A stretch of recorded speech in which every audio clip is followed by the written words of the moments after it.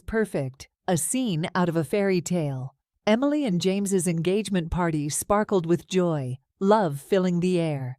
As they shared a kiss under twinkling lights, Emily felt her future was bright, but a nagging thought about James's evasiveness regarding his grandmother lingered. Wedding preparations were in full swing, but James's reluctance to involve his grandmother troubled Emily. Driven by curiosity, she visited the grandmother's rundown home, discovering she was neglected and heartbroken. Confronting James, Emily learned of his cruel indifference. Her world shattered. Emily called off the wedding. In the end, she found solace in caring for the grandmother, forming an unexpected bond. They found happiness together, proving that compassion can lead to new beginnings. What would you do if you discovered a dark secret about someone you loved? Share your thoughts in the comments below, and don't forget to like and subscribe for more incredible stories.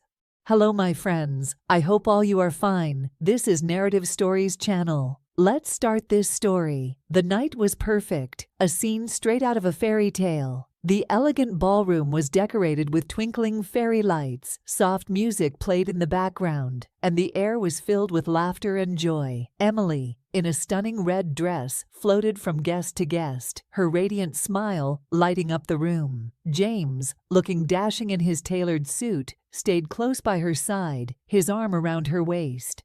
The love between them was palpable, and everyone could see it. As the evening progressed, the couple shared a kiss under the glow of the chandeliers, a moment captured by their friends and family, who cheered and applauded. To Emily and James, the perfect couple, someone toasted, and the room echoed with clinking glasses and heartfelt congratulations. Emily's heart was full. She believed she had found her soulmate, the man she would spend the rest of her life with. Little did she know, a shocking discovery was just around the corner, one that would turn her world upside down. The couple moved through the room, receiving warm wishes and hugs from loved ones. Emily's best friend, Sarah, pulled her aside, beaming. "I'm so happy for you, Emily. James is a great guy. You're going to have an amazing life together." Emily nodded, her eyes shining. "I know, Sarah. I feel so lucky. Everything is just perfect." But even amidst the celebration, a nagging thought tugged at the back of Emily's mind.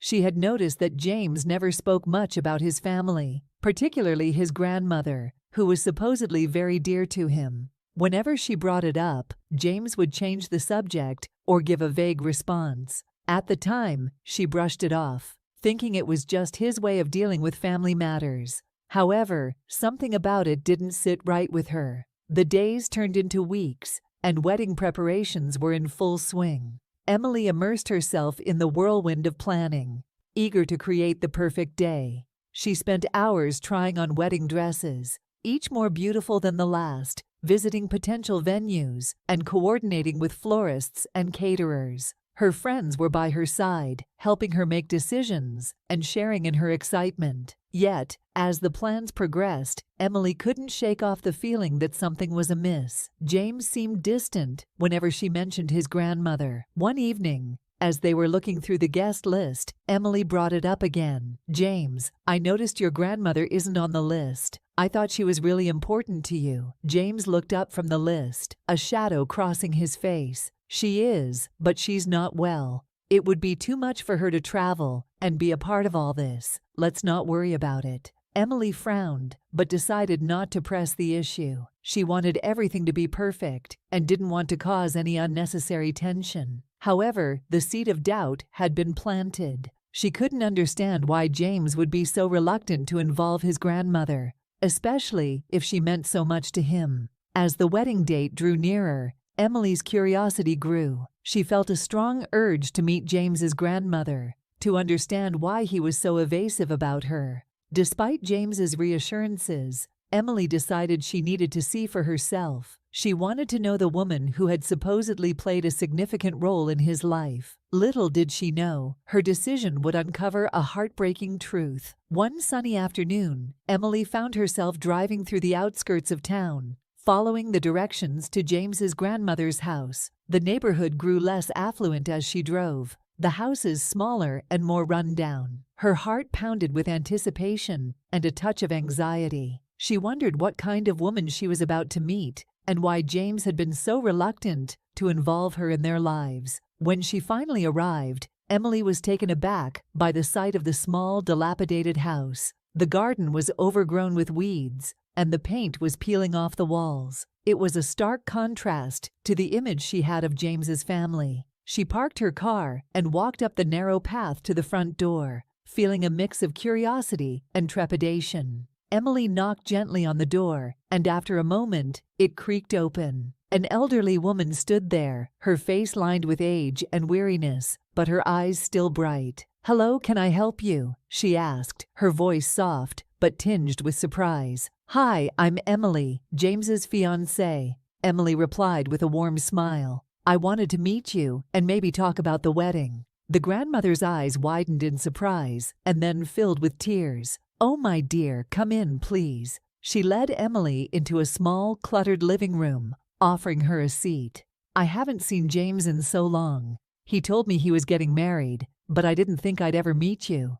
As they talked, Emily learned that James's grandmother had been living alone, struggling with health and finances. James had stopped visiting her months ago, saying she was a burden. The more Emily listened, the more her heart broke. How could the man she loved, the man who was so kind and caring to her, treat his own grandmother so cruelly? "I thought he loved me," the grandmother said, tears streaming down her face. "But he told me he couldn't take care of me anymore. I've been managing on my own, but it's been so hard." Emily's mind raced as she tried to process what she was hearing. She felt a surge of anger and sadness. This was not the James she knew, the man she had agreed to marry. How could he be so heartless to his own flesh and blood? That evening, Emily returned home with a heavy heart. She felt betrayed and confused. She loved James, but she couldn't ignore what she had learned. She decided she had to confront him, to hear his side of the story, and understand why he had treated his grandmother so poorly. As they sat in their living room, the tension was palpable. Emily took a deep breath and began. "James, I went to visit your grandmother today." James's face hardened immediately. "Why did you do that, Emily? I told you she wasn't well." "She's more than not well, James," Emily replied, her voice trembling with emotion. "She's living in terrible conditions, neglected and heartbroken. How could you do this to her?" James's eyes flashed with anger. "She never did anything for me growing up. Why should I care about her now? She's just an old woman who expects too much." Emily felt a cold chill run down her spine. This was not the man she thought she knew. "James, she's your grandmother. She needs your help. How can you be so heartless?" "Heartless," James scoffed. "I've done enough. She can't expect me to drop everything for her. I have my own life to live." Emily's heart broke as she realized the truth. James was not the compassionate, caring man she thought he was. She had to make a decision, one that would change her life forever. Emily spent the next few days in a daze, her mind a whirlwind of emotions. She loved James, but she couldn't ignore what she had discovered. She couldn't marry a man who could be so cruel to his own family. After much soul-searching, she knew what she had to do. One evening, Emily sat alone in her room, looking at her engagement ring.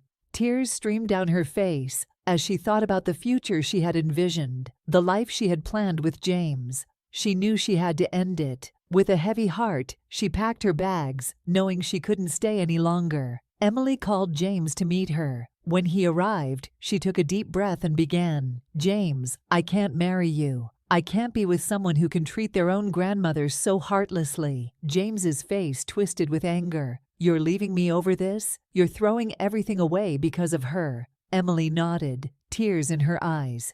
"Yes, because it's not just about her. It's about who you are. I can't be with someone who lacks compassion and kindness." As Emily walked away, she felt a mix of sadness and relief. She knew she had made the right decision, even though it was one of the hardest things she had ever done. In the weeks that followed, Emily found herself visiting James's grandmother regularly. She helped her clean the house, cooked meals for her, and kept her company. The old woman's eyes began to sparkle with a new light, her spirits lifted by Emily's kindness. One afternoon, As they sat together in the garden, the grandmother turned to Emily and said, "Thank you, my dear. You've given me hope and happiness I thought I had lost forever." Emily smiled, feeling a warmth in her heart she hadn't felt in a long time. "You've given me a new purpose," she replied. "We're family now, and I promise I'll always be here for you." The two women, once strangers, had formed a bond that went beyond blood. Emily had found a new path, one filled with compassion and love. She had lost a fiancé, but gained a family. As the sun set, casting a golden glow over the garden, Emily and the grandmother sat on a bench, content and happy. They had found each other in the most unexpected way, proving that sometimes the hardest decisions lead to the most fulfilling journeys. To Emily and the grandmother, sitting on a bench in a park, smiling and content. Voiceover. What would you do if you discovered a dark secret about someone you loved? Share your thoughts in the comments below, and don't forget to like and subscribe for more incredible stories. Thank you for being a part of Narrative Stories. Your support and engagement mean the world to us. We are committed to bringing you the best in storytelling. What kinds of stories would you like to see next? Share your thoughts in the comments below. Sophie Laurent stood by the window of her art gallery in Paris, sipping a glass of red wine as she watched the busy streets below. The clink of glasses and quiet murmur of conversations in the background made her feel like a spectator in her own life. At 32, she had achieved everything she'd once dreamt of. Her gallery, La Vie en Couleur, had become a renowned place for contemporary art, attracting critics and buyers from across Europe. But success had a hollow ring to it when she thought about the other part of her life, her marriage. 6 years had passed since she married Marcus Hartmann, a German architect with sharp features and a mind always buzzing with ideas. She could remember their wedding day as if it were yesterday. How handsome he looked in his tailored suit, the way his smile had lit up her world.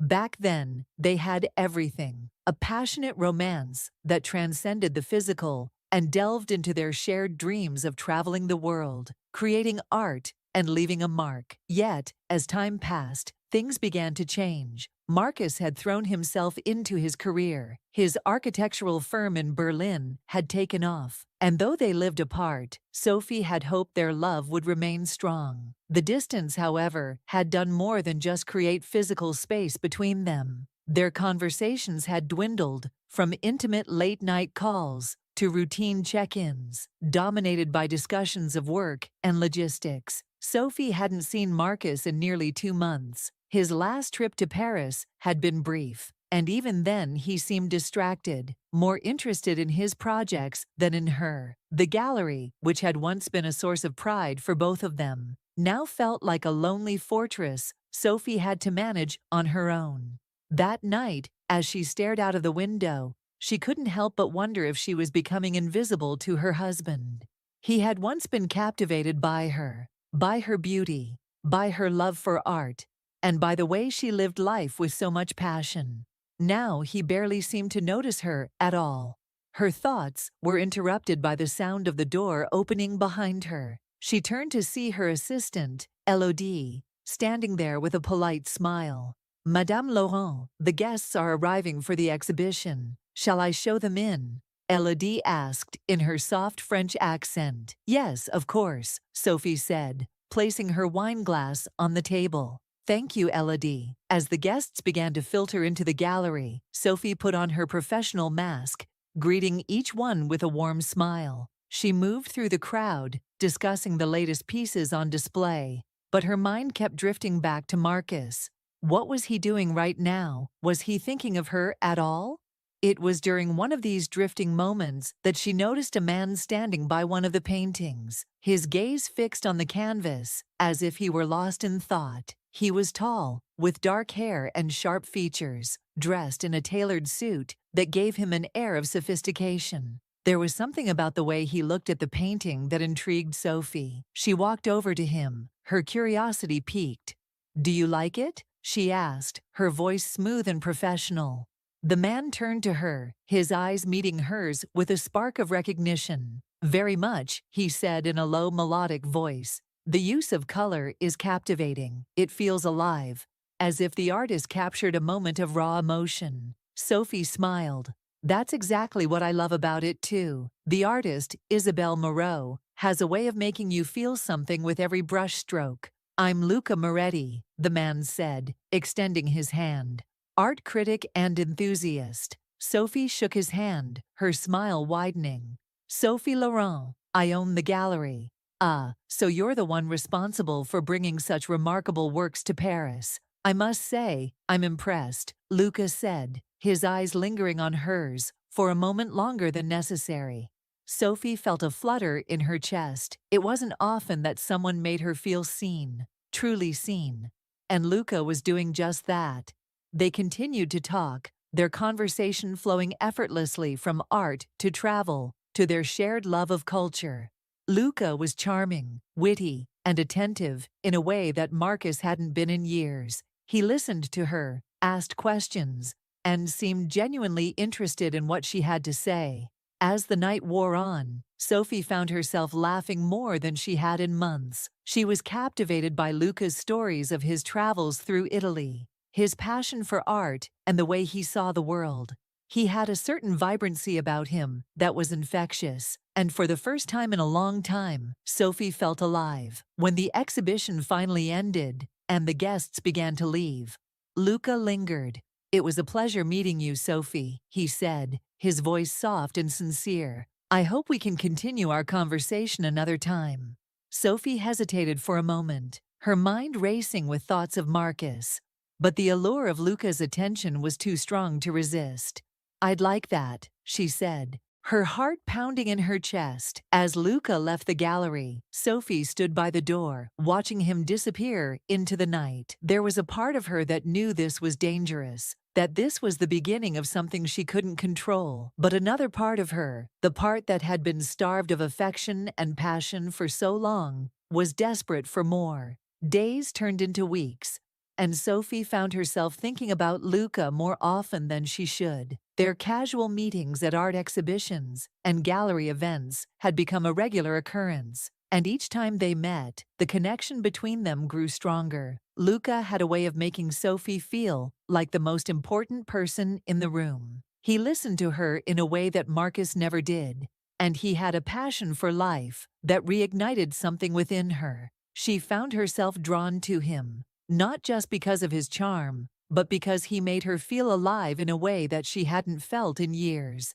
It wasn't long before their meetings turned into something more. One evening, after a particularly successful exhibition, Luca invited Sophie to join him for dinner at a quiet, candle-lit restaurant on the banks of the Seine. The atmosphere was romantic, and the conversation flowed as easily as the wine. As the night wore on, Sophie found herself opening up to Luca in ways she hadn't with anyone before. She told him about her marriage, about how distant Marcus had become, and about the loneliness she felt in her life. Luca listened, his gaze never leaving hers, and for the first time in years, Sophie felt truly understood. I don't know how it happened, she said, her voice barely above a whisper. But somewhere along the way, Marcus and I lost each other. I don't even know if we can find our way back. Luca reached across the table, taking her hand in his. You deserve to be happy, Sophie. You deserve to be with someone who sees you, who appreciates you for who you are. Sophie felt a lump form in her throat. But what if it's too late? What if we've drifted too far apart? Luca's grip on her hand tightened. It's never too late to find happiness, Sophie. Sometimes you have to make a choice to live for yourself. Sophie's heart raced as she looked into Luca's eyes. There was a part of her that knew this was wrong, that she was on the verge of crossing a line she couldn't come back from. But the temptation was too strong, and the pull of Luca's attention was too powerful to resist. Later that night, as they walked along the Seine, Luca leaned in and kissed her. It was a soft, tentative kiss at first, but as Sophie responded, it deepened into something more passionate. In that moment, all of her doubts and fears melted away, replaced by the thrill of being desired again. But as they parted, and Sophie stood alone on the banks of the river, the weight of what had just happened began to sink in. She had crossed a line, one that could never be uncrossed. Let's continue the story, diving deeper into the emotional and psychological ramifications of Sophie's choices, while maintaining the complexity and tension within the plot. Here's the next part of the story. Scene 3. The Web of Lies. The next morning, Sophie woke up with a knot in her stomach.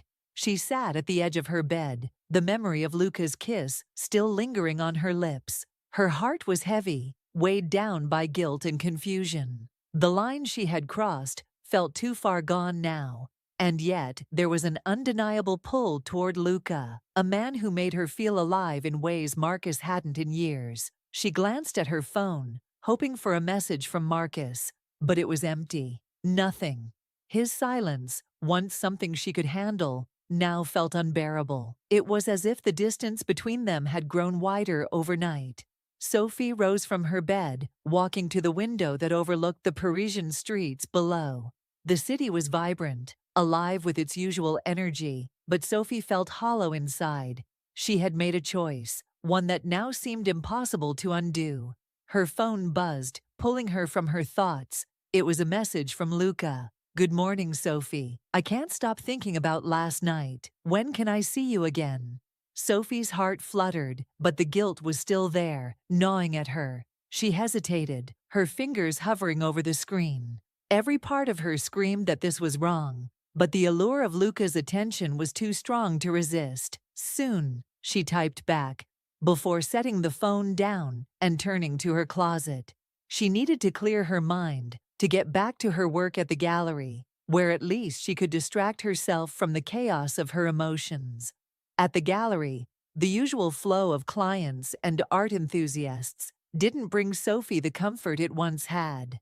Elodie, her assistant, noticed her unusual distraction. "Madame Laurent," Elodie said gently, approaching her, "is everything all right? You seem off today." Sophie forced a smile. "I'm fine, Elodie, just a little tea." Her heart pounding. "I'm fine, Elodie, just a little tired. It's been a long few weeks." Elodie nodded, but there was concern in her eyes. "If you need anything, don't hesitate to ask." Sophie thanked her and returned to her work, but her thoughts were elsewhere. She couldn't shake the memory of Marcus. She had been married to him for 6 years, and yet here she was, exchanging secret messages with another man. It felt surreal, like she was living someone else's life. Later that day, as she stood in the gallery, examining a new shipment of paintings, her phone buzzed again. Another message from Luca. "Dinner tonight. I'll be thinking of you until then." Sophie's breath caught in her throat. This was it. This was the moment where she had to make a decision. To either stop this before it went too far, or to dive in head first. Consequences be damned. Her finger hovered over the screen, her mind racing. She thought about Marcus, about the life they had built together, the promises they had made. But then she thought about Luca, the way he made her feel, the way he looked at her as if she were the only woman in the world. She typed her response before she could stop herself. Yes. That evening, Sophie found herself standing in front of the mirror, adjusting her dress. She had chosen a simple, elegant black dress that hugged her figure, but as she looked at herself, she couldn't help but feel a pang of guilt. Was she really doing this? Was she really about to meet Luca again? The thought of Marcus weighed heavily on her mind, but she pushed it aside. This was about her, about what she needed, what she wanted. And right now, she needed to feel alive again. She arrived at the restaurant, her heart pounding in her chest. Luca was already there, waiting for her at a candlelit table near the window.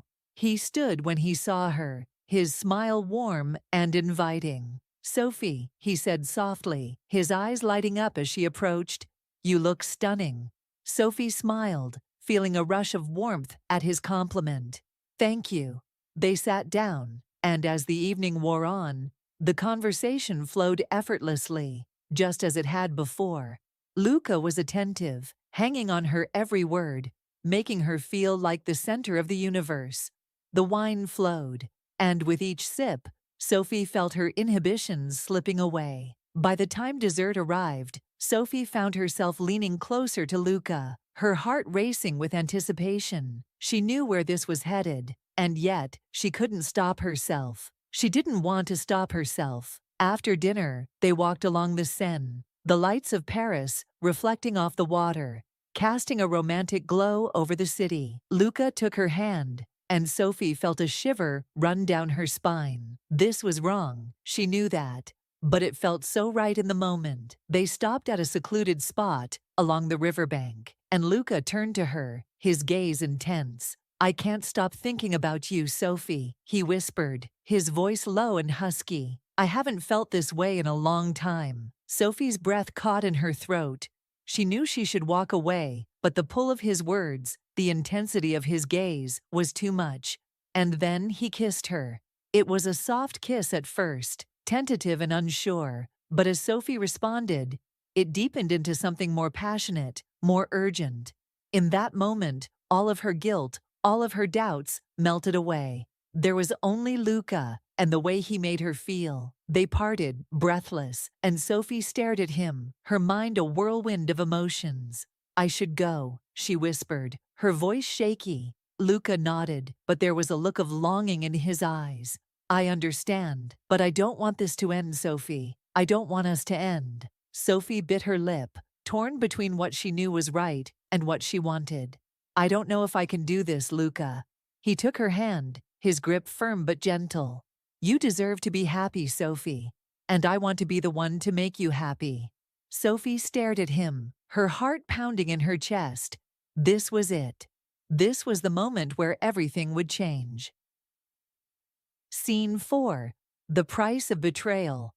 Days turned into weeks, and Sophie found herself living a double life. By day, she was the successful gallery owner, the loving wife of Marcus Hartmann. But by night, she was Luca Moretti's lover. Their affair was intoxicating, thrilling, and dangerous all at once. Every stolen kiss, every secret meeting, was a reminder of the life Sophie had chosen, one filled with passion, but also with lies. Marcus remained oblivious, consumed by his work. He called occasionally, but their conversations were brief, filled with polite exchanges and talk of his latest projects. Sophie could hear the distance in his voice, but instead of confronting it, she buried herself deeper into her affair with Luca. Luca, for his part, was everything Marcus wasn't. He was attentive, passionate, and fully present in their relationship. With him, Sophie felt alive, desired, and important.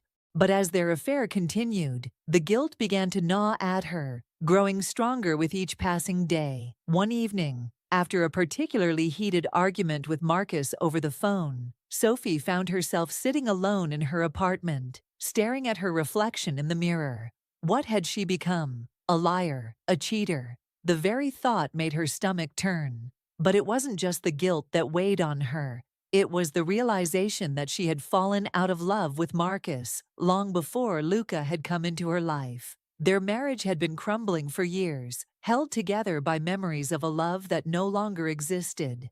And now, it was all falling apart. The weight of Sophie's secret had become unbearable. Every day was a battle between her guilt and her longing for Luca. But even the excitement of their affair had started to sour. What was once thrilling now felt suffocating, like a web of lies tightening around her. One afternoon, as Sophie sat in her gallery office, her phone buzzed. It was Marcus. A rare surprise. He almost never called during the day anymore. She hesitated for a moment, her finger hovering over the screen, before finally answering. "Hey," she said softly. "Sophie." Marcus's voice was sharp and tense, unlike the usual cold distance she had grown accustomed to. "I'm in Paris. Can we talk?" Her heart skipped a beat. Marcus hadn't visited Paris in months, and now, out of the blue, he was here. "Of course," Sophie replied, trying to sound casual. "When?" "Tonight, our apartment. I'll be there by 8. Sophie hung up, her mind racing. Marcus didn't just show up unexpectedly. especially not with this urgency in his voice. Something was wrong, and she could feel it deep in her bones. The afternoon passed in a blur, the usual gallery visitors and tasks feeling insignificant compared to the dread looming over her. By the time 8 o'clock rolled around, Sophie was pacing the apartment, her nerves frayed. She had cleaned the place obsessively, as if scrubbing away the evidence of her betrayal would somehow erase the guilt that plagued her. But nothing could prepare her for the moment when Marcus walked through the door. He looked exhausted, his tall frame slumped with the weight of something unspoken. His sharp blue eyes, once so full of warmth, were now clouded with something darker. Sophie opened her mouth to greet him, but the words stuck in her throat. Marcus didn't waste any time. "Sophie, I know." Her stomach dropped. She could barely breathe. "No, what?" Marcus let out a bitter laugh, running a hand through his disheveled hair. "About Luca. About your affair." Sophie felt as if the ground had been ripped out from under her. Her legs buckled, and she collapsed onto the nearest chair, her head spinning. She began. But the words wouldn't come. What could she say? There was no defense, no excuse. "How long has this been going on?" Marcus's voice was eerily calm, but there was an edge to it, a simmering anger that frightened her. Sophie's mind raced. She could lie, try to downplay the situation, but it was too late for that. Marcus knew. He had known for who knows how long. 2 months, Sophie whispered, her voice barely audible. "It's been 2 months." Marcus closed his eyes for a moment, taking a deep breath as if trying to steady himself. When he opened them again, his gaze was piercing. "Why, Sophie? Why would you do this?" Tears welled in Sophie's eyes, blurring her vision. She had imagined this moment 1,000 times. The confrontation she had known was inevitable. But now that it was here, she didn't know how to explain the storm of emotions swirling inside her. I don't know," she choked out. "I was lonely, Marcus. You were never here. It felt like you stopped caring about me, about us. She wiped at her eyes, her voice breaking. "I just wanted to feel something again." Marcus let out a harsh sigh, running a hand over his face. "So this is my fault? You're blaming me for your affair?" "No," Sophie exclaimed, shaking her head. "I'm not blaming you. I know I made a terrible mistake. But Marcus, we haven't been happy for a long time. You know that." Marcus's expression hardened. "We could have worked on it, Sophie. We could have talked, gone to counseling. Anything but this." His voice cracked, and for the first time Sophie saw the pain behind his anger. "You didn't even give me a chance." Sophie sobbed quietly, her guilt overwhelming. He was right. She hadn't given him a chance. She had taken the easy way out, falling into Luca's arms instead of facing the cracks in her marriage. "I'm sorry," she whispered, her voice trembling. "I'm so sorry." Marcus stared at her for a long moment, his expression unreadable. Finally, he spoke, his voice quiet but firm. "I loved you, Sophie. I still do. But I don't think I can forgive this." Sophie felt her heart shatter. She had known this was coming, but hearing the words still cut deeper than she could have imagined. "I understand," she whispered, tears streaming down her face. "I'll move out. I'll leave Paris if you want." Marcus shook his head. You don't have to leave Paris. But this is the end of us." The finality in his words crushed her, and for a moment, she thought she might collapse under the weight of it all. But deep down, she knew he was right. Their marriage had been crumbling long before Luca entered the picture. The affair had just been the breaking point. Marcus stood up, his expression resolute. "I'll stay at a hotel tonight. We can talk about the details later." He grabbed his coat and headed for the door, but just before leaving, he turned to look at her one last time. "Goodbye, Sophie." And with that, he was gone. Sophie sat there, numb, staring at the door. The silence of the apartment was deafening, and for the first time, she felt the full weight of her actions. She had destroyed her marriage, not just with her affair, but with her refusal to face the problems they had been avoiding for years. Her phone buzzed. It was a message from Luca. "Thinking of you. Can't wait to see you again." Sophie stared at the screen for a long time before deleting the message. Luca was no longer part of her world. He had been an escape, a distraction from the reality of her failing marriage. But now there was nothing left to distract her from. She sat in the dark, the weight of her choices crashing down on her like a wave. The secrets, the lies, the affair, they had all destroyed the one thing she had once held dear. Months passed, and Sophie began to rebuild her life. The divorce was painful, but it also gave her a sense of closure. She and Marcus had both agreed that their marriage had been over long before the affair. They were simply two people who had grown apart, clinging to a relationship that had already unraveled. Sophie continued running her gallery, pouring herself into her work as a way to heal. She had ended things with Luca shortly after the confrontation with Marcus. It hadn't been easy, but she knew it was the right decision. Luca had been a temporary escape, a bandage over a deeper wound. But now, Sophie was ready to face her life without distractions. She spent more time with friends, reconnected with her family, and slowly began to rediscover who she was outside of her failed marriage. It wasn't easy. There were days when the guilt and loneliness overwhelmed her. But there were also moments of clarity, moments when she realized that her mistakes didn't define her. One evening, as Sophie walked along the Seine, she stopped at the same spot where she had kissed Luca months before. The memory of that night no longer held the same allure. Instead, it served as a reminder of the choices she had made and the consequences she had faced. She took a deep breath, letting the cool breeze wash over her. She was learning to forgive herself, learning to move on. Her life wasn't perfect, but it was hers. And for the first time in a long time, she felt at peace. Thank you for watching this story of love, loss, and redemption. We hope it resonated with you. If you have any questions about Sophie's journey or your own thoughts about relationships and forgiveness, we'd love to hear them in the comments below. Don't forget to like, share, and subscribe for more engaging stories like this one.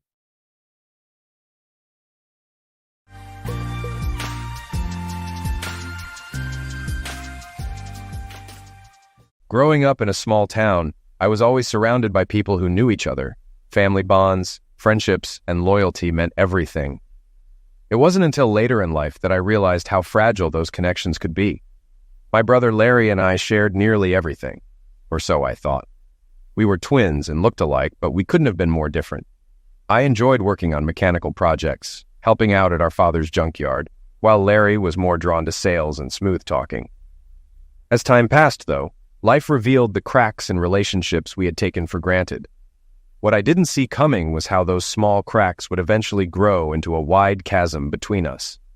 My life changed significantly when I married Abigail, a strong, successful woman who had her own career in insurance. We built a home together and seemed to have a perfect marriage. But over time, I began to notice small things, little signs that something was off. Abigail's behavior shifted, and there were moments when I couldn't shake the feeling that my trust was misplaced.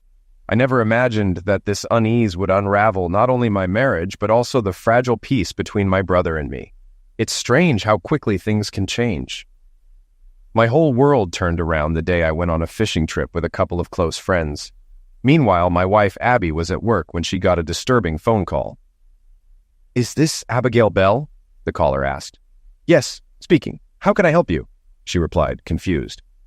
"We have your husband. He's been taken hostage, and we are demanding a ransom of $250,000. You have 24 hours to get the money, or he will be eliminated. Don't involve the police, or he dies. Expect another call at 3 p.m. for further instructions." Shocked and terrified, Abby tried to compose herself. "What? Who is this? Is this a joke?" The caller's cold tone left her paralyzed with fear. She had no idea what to do next. I had gone on a fishing trip with some friends to Lake Erie for 3 days, leaving my cell phone behind so we could enjoy the peace. Me and my buddies were on my boat, drinking beer and fishing, having a great time. We didn't get out much, so we were enjoying ourselves. My boat was a decent size, 35 feet, and could comfortably fit 6 people if they were friendly.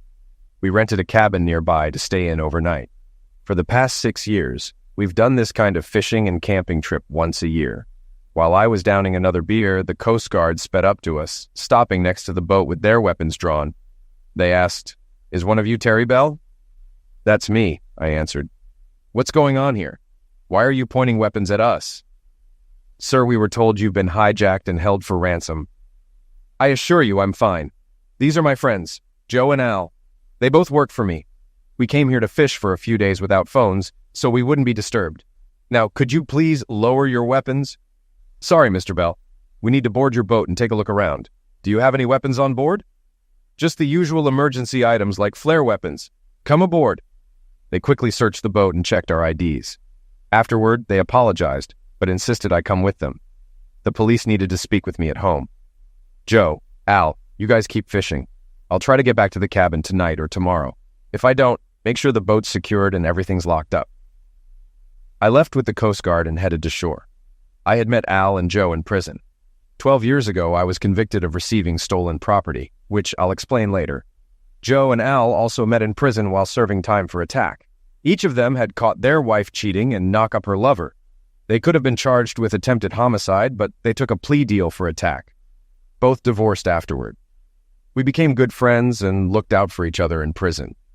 After my release, I promised to help them when they came up for parole. I served 3 years before getting out. My father owned an auto parts warehouse, where I'd worked since high school, and I took over the business when he got sick and passed away. About a year after my release, Joe and Al were paroled. At the hearing, my dad and I promised them jobs at the warehouse, and Dad mentioned he had trailers near the site where they could live. Because they had jobs and a place to live, they were granted parole 8 years ago. Both thanked my dad and me. They were excellent workers, now they're close friends. Over time, they saved enough to buy used cars and became mechanics and tow truck drivers. They were jacks of all trades and could handle anything at a junkyard. All they needed was a fresh start. They even began dating, eventually married, and bought homes of their own. They were always grateful to my father and me for helping them out. They continued to work for us and were well paid. The police gave me a ride home since I didn't have my car. As soon as I walked in the door, Abby rushed over and hugged me. "Thank God you're okay. I was so worried." "Where have you been?" "On the lake, fishing. That was until the Coast Guard came up to the boat with weapons drawn. What the hell is going on?" A man stepped forward. "I'm Detective Abel. I'm in charge of the case. We need to know where you've been for the past 24 hours.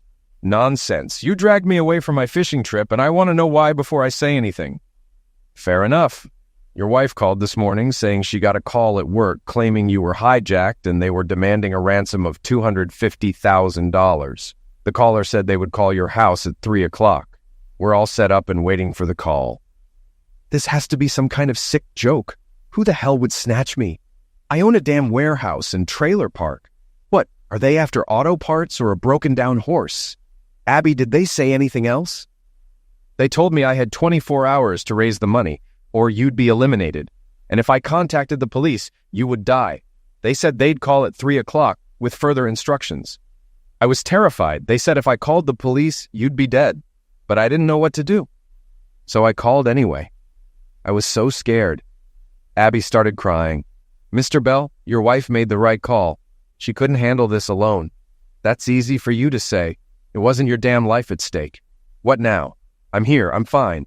Can't you all just leave my house? Mr. Bell, we have to take threats like this seriously. We'll stay and see if the call comes in. Now, can you account for your whereabouts over the last 24 hours? Sure. Joe and Al picked me up early yesterday morning. We rented a cabin by the lake for 4 days. We drove there, took my boat out, and went fishing. We arrived in the evening, cooked dinner, and hung out in the cabin. This morning, we had breakfast, and then the Coast Guard found us.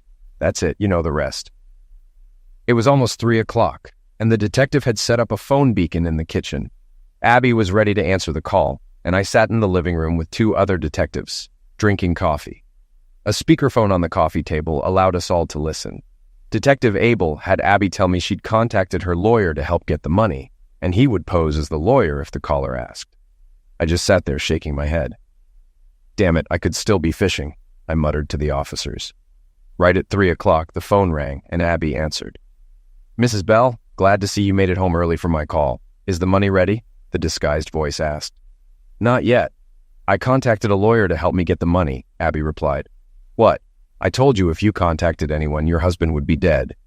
Did you also call the police? No, just a lawyer.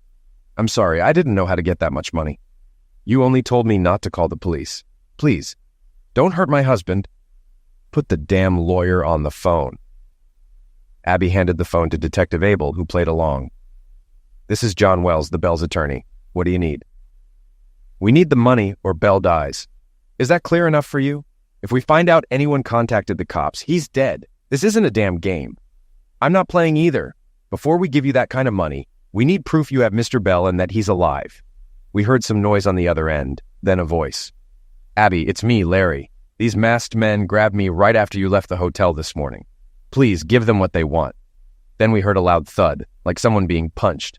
Damn it, I shouted. That's my loser brother, Larry. What the hell does he mean you were with him this morning? As you can see, sweet Abby, we know you lied to us. Was that your husband in the background? Does he know you've been fooling around with his brother? Looks like we got the wrong Bell. We went to the warehouse yesterday and were told Mr. Bell was on vacation. We stopped by your house and followed you to your hotel. The room was registered to Mr. and Mrs. Bell, so we assumed it was your husband. After you left this morning, we took the wrong Bell. He kept telling us we had the wrong guy until he mentioned having a twin brother. What now that you don't have Terry Bell? The detective asked, still pretending to be the lawyer.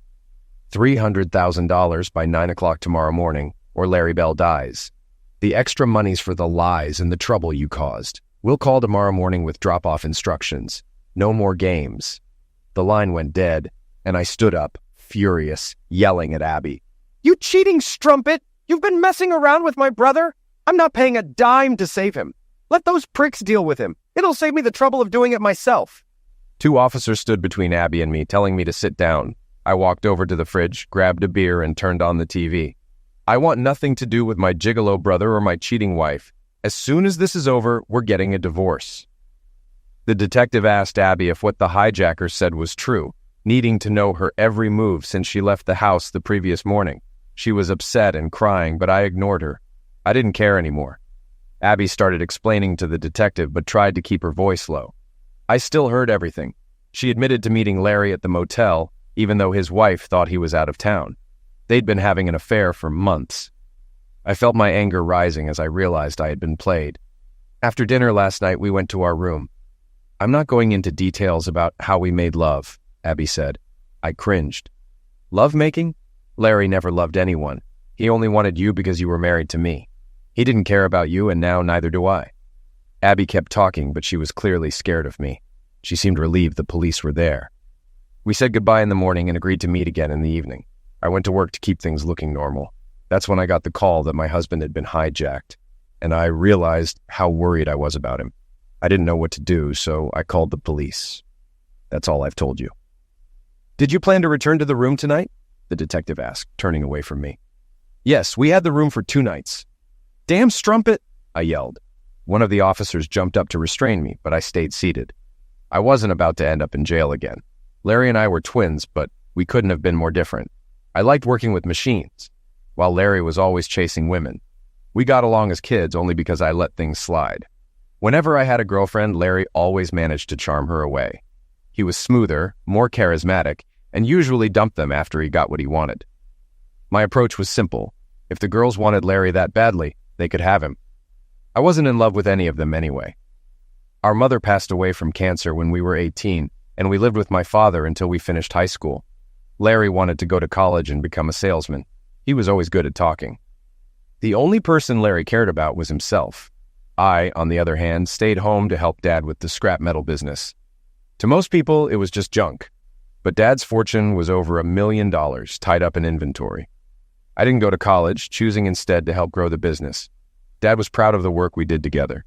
One night at a party, I met a girl, and we started dating. Within a year, we got married, and she moved in with me and Dad. Eventually, Dad gave us the house and moved into one of his trailers to give us more privacy. Over the next few years, my wife Beth and I had 2 children, and life was going well, until Larry came home from college. One day, I saw him flirting with Beth, and that was the breaking point. I slapped him hard and warned him, if you ever come near her again, I'll destroy you. Beth stayed silent. She knew to keep quiet when I was angry. I had never accused her of anything, but I had my suspicions. Neither she nor Larry denied what I said that day. After that, we didn't see much of each other. Larry kept his distance from Beth and took a job as a traveling sales rep for a window and siding company. His job allowed him to meet plenty of women. He had the gift of gab and always found a way into the lives of wealthy women. He lived off them until he moved on to the next one. His job didn't pay for the lifestyle he wanted, but he got by because of the women he dated. It's been 12 years since I married Beth. We had a solid marriage, though I always had my doubts. We had 2 wonderful children, and because of them, I didn't dwell on the possibility of cheating. Around that time, my father's health started to decline after a stroke. I reached out to Larry asking if he wanted to join the salvage business, but he just laughed, saying he wanted nothing to do with it. Dad was disappointed, but I assured him I would always be there for him. One day, a man came to us with several cars he wanted to sell. Dad made an under-the-table deal, which wasn't the first time he'd done that to avoid paying extra taxes. Unfortunately, he didn't check the VIN numbers on the cars. A few days later, law enforcement showed up with a search warrant. The man had told the police he'd dumped the cars in our lot, and they were preparing to arrest my dad for receiving stolen property. There was no way I was letting Dad go to jail. I stepped forward to speak with the agents. "Sir, I took those cars. My father had no idea. I was planning to handle the registration, but didn't get the chance. All they needed was someone to arrest, and that someone was me." I was arrested, pleaded guilty, and was sentenced to 5 years in prison. My father was heartbroken and promised he'd do anything for me. I hugged him, and he tearfully apologized. The day I was taken away, I realized my dad wouldn't survive prison. He already had a weak heart, and I couldn't bear the thought of him dying alone in there. Beth left me and filed for divorce 2 months after I went to prison. She said she didn't want to live alone, and of course, she took the kids with her. She soon started dating an insurance agent and married him a few months later. Losing my kids hurt, but I said to hell with her. I kept in touch with my father through letters, and he visited me every month. Several of his cousins helped him run the salvage business while I was locked up.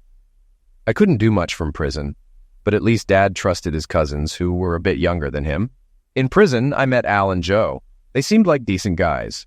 Both of them had caught their wives with lovers and knocked them so badly the men had to be hospitalized. I could relate. I almost did the same to my own brother. I promised them that when they got out on parole, I'd help them however I could.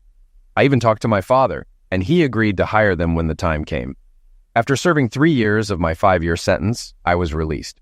I was glad to be free and to help my father again. He made me part owner of the business, telling me that when he passed, it would be mine, and Larry would have no claim to it. His cousins were running things well, so we kept them on. Dad joked that they worked a little harder once I got back, which made us both smile. The following year, we hired Al and Joe, fulfilling the promise I made to them. They were grateful to us and said they always would be. Several years passed, and things were going well. Business was booming, and I made sure every vehicle that came through was inspected thoroughly.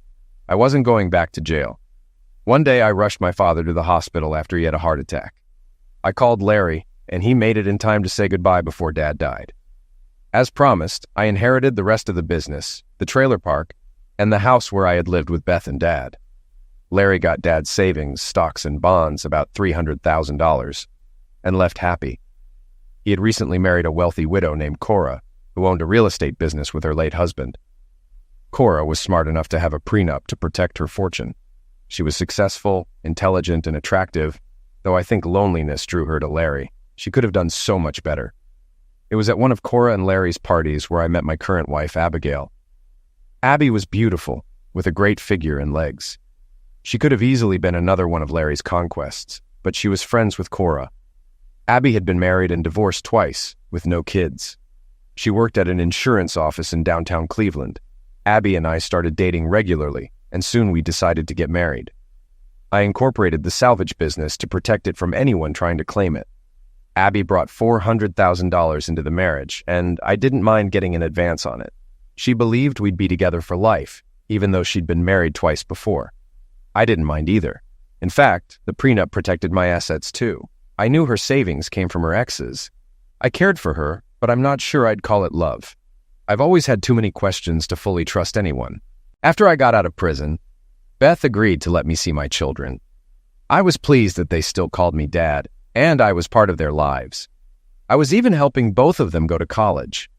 Life was good, Business was thriving. Al and Joe were my best friends, and I saw them often. I was married to a beautiful woman. Things were better than ever. A couple of months ago, Abby started acting strange. I chalked it up to something women go through and didn't think much of it, though I kept my guard up. I had no reason to believe she'd cheat on me. I told her I was going on a fishing trip with Joe and Al like we'd done for the past 6 years. We wouldn't have our cell phones, and I told her if there was an emergency, she could always contact the Coast Guard. So far, that had never happened.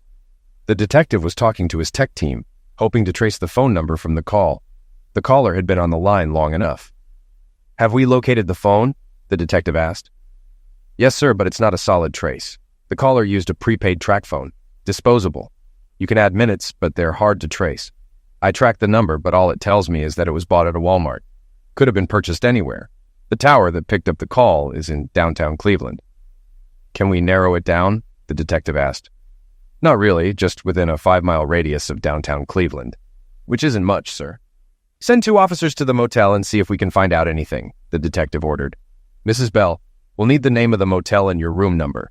Maybe someone saw something or a lobby camera picked up some footage. Also, check if Larry Bell's car is still in the parking lot." Abby gave the officer the info he asked for, including Larry's car make. She grew worried and asked about the ransom. I stepped in. "I'm not paying a dime. If you want him, you can cover the ransom yourself. Also, we should tell Cora since her husband's been hijacked." "No, we can't tell her," Abby said. "Actually, Mrs. Bell, we do need to speak with her," Detective Abel said. "It's her husband. She has the right to know." "Let me call her," I suggested. "She can come here and you can talk to her." "Fine, but get her here fast," the detective replied. I called Cora. "Hey, Cora, it's Terry. Can you come over? We need to talk." "Terry, is this about Larry? He was supposed to be in Pittsburgh, but he's not there. Do you know where he is?" Cora asked. "No, I don't. The detective needs to speak with you in person, so please come quickly," I said. 15 minutes later, Cora arrived. I met her at the door and brought her into the living room. "What's happening? Where's Larry? Is he okay?" she asked, worried. "Mrs. Bell," the detective started. "Just call me Cora. There are 2 Mrs. Bells here," she interrupted. "Where's Abby?" "She went to the bathroom," I said. "Cora, what did you mean when you said Larry wasn't in Pittsburgh?" the detective asked. "Do you know where he is? Why won't anyone tell me anything?" Cora trembled. I looked her in the eye. "Cora, Larry's been hijacked. They thought it was me but took him by mistake. He's alive, but they're asking for a ransom." Cora gasped. "Oh my God, why would they snatch him, or you?" "We need to know everything that's happened recently," the detective said. "We spoke to Larry briefly, and we know he's alive. We're trying to find him." Cora looked uneasy, but agreed to help. "I've been suspecting Larry of cheating. He went to Pittsburgh for a home show and said he was sharing a motel room to save money. He's done it before, but this time he seemed different." "What made you think he was cheating?" the detective asked. "He's been distant, avoiding closeness and disappearing more often. I hired a private investigator to follow him. He left yesterday, but when he checked into the motel, the investigator found another man in his room. Larry wasn't there." "A private investigator?" I cut in. "I needed to know. It cost me $1,000, but it was worth it if it proved anything. This morning, the investigator told me Larry never showed up, so he returned half the money." Just then, Abby came in, eyes red from crying. Cora rushed over to hug her, but Abby held her hands up. "What's going on?" Cora demanded. "Why is my husband being held for ransom, and why is my best friend avoiding me? What aren't you telling me, Terry? You've never lied to me." I handed her a beer and told her to sit. I explained everything, including how they mistakenly took Larry instead of me. "The reason they confused us," I added, "is because my wife was having an affair with your husband." "What?" Cora shouted. "Larry and Abby are having an affair?" Turning to Abby, Cora snapped, "You lied to me, comforted me, and now I find out you're the one cheating with him." Cora started crying, and I hugged her until she calmed down. Detective Abel then asked if she had more to add. "He gambled a lot and lost money," Cora said. "I don't know if that's why they wanted Terry." The detective turned to me. "Do you have any enemies or know anyone who'd want to snatch you? I'm worth a lot on paper, but I can't get that kind of money quickly. My brother probably set this up. He's been sleeping with Abby and knows she has access to money." Abby shouted, "He didn't do this. He loves me, and we were going to leave together. You're just jealous. You two-faced witch," Cora yelled. "He's all yours. He even took money from my account. I'm done with him." Detective Abel intervened, trying to calm everyone. We still need to find Larry and the hijackers. Can either of you get the $300,000? Cora looked desperate. I only have a couple $100,000 left. He's still my husband until I divorce him. Don't spend another dime on him, I said. He's been using you. Let Abby deal with it. Abby snapped. That would wipe me out. You two don't care at all, do you? I muttered.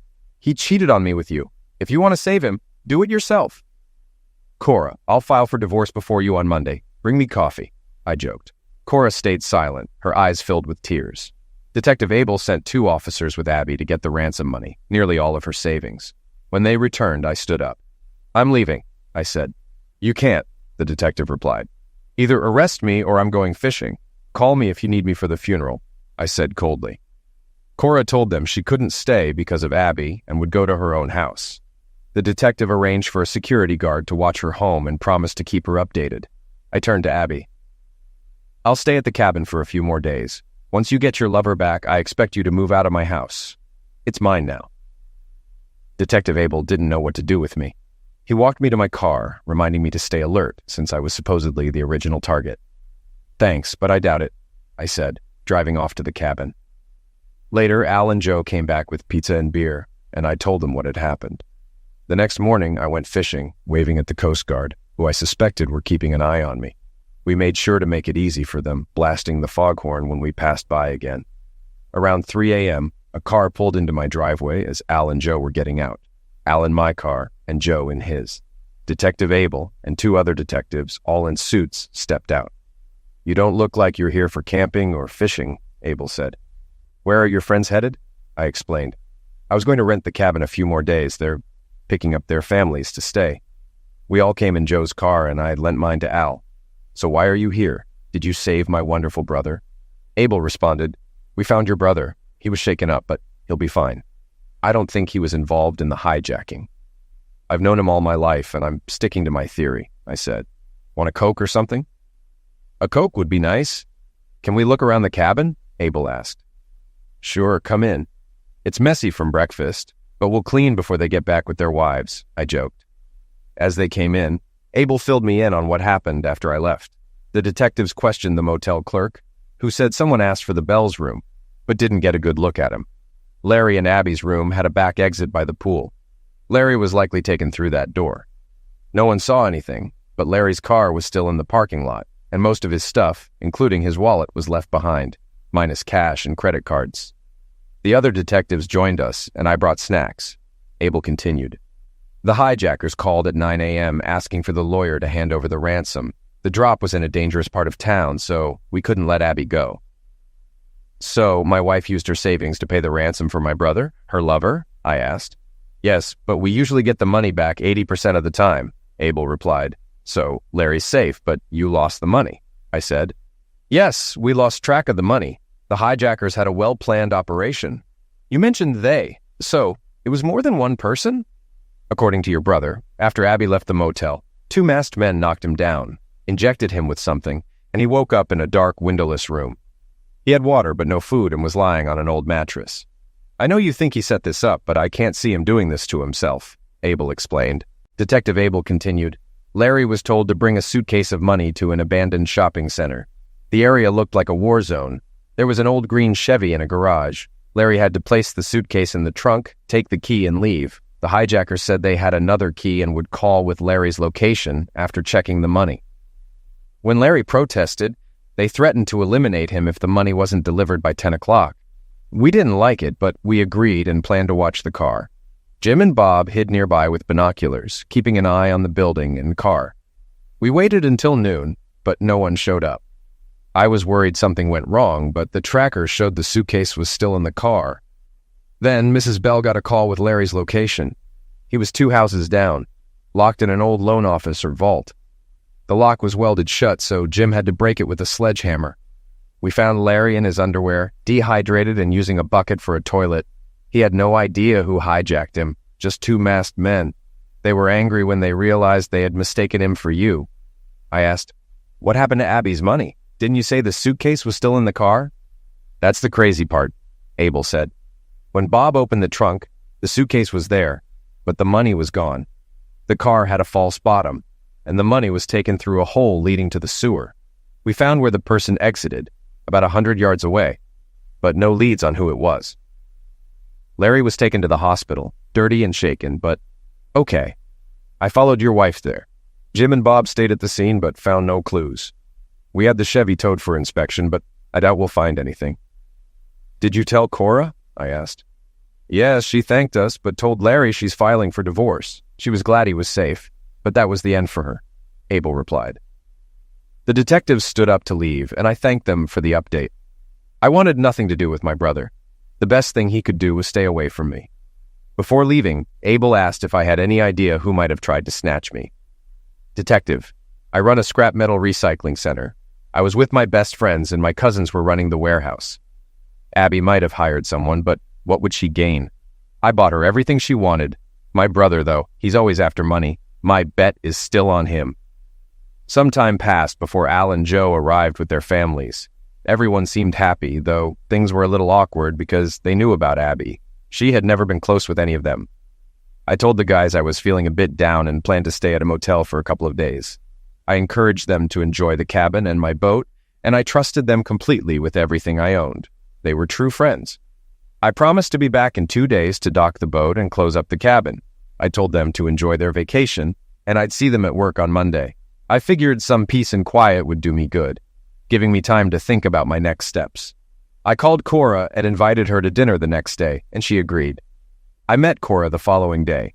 She looked beautiful but sad, dressed in her usual business attire since she worked in real estate. We met at Red Lobster, arriving separately. "Why did you want to have dinner, Terry?" she asked. "The last few days have been rough, and I thought we could both use a friend. So, did you see my a-hole brother yesterday?" "Yeah, I got there just after Abby left," she said. "I can't believe a friend would do that to me. I never want to see her again. Larry tried to apologize, but I told him to go to hell. That was it for me. First he steals from me, then he cheats on me with Abby. I told him I'm filing for divorce on Monday, and if he fights it, I'll press theft charges for forging my name and taking money from my savings. God, I can't believe I ever married him. I feel like such an idiot for staying with him," she added. "He's always been a smooth talker. I hoped he'd changed when he married you, but clearly he hasn't. I'm seeing a lawyer on Monday too. If you want to come with me, that's fine," I said. She smiled. "Your brother may be a talker, but you've always been a kind man, willing to help anyone. Larry has always been jealous of you, but you probably knew that already." "What did he say about the hijacking? Did he admit to setting it up?" I asked. Cora chuckled. "He claimed he had nothing to do with it. He said they were after you but didn't know why.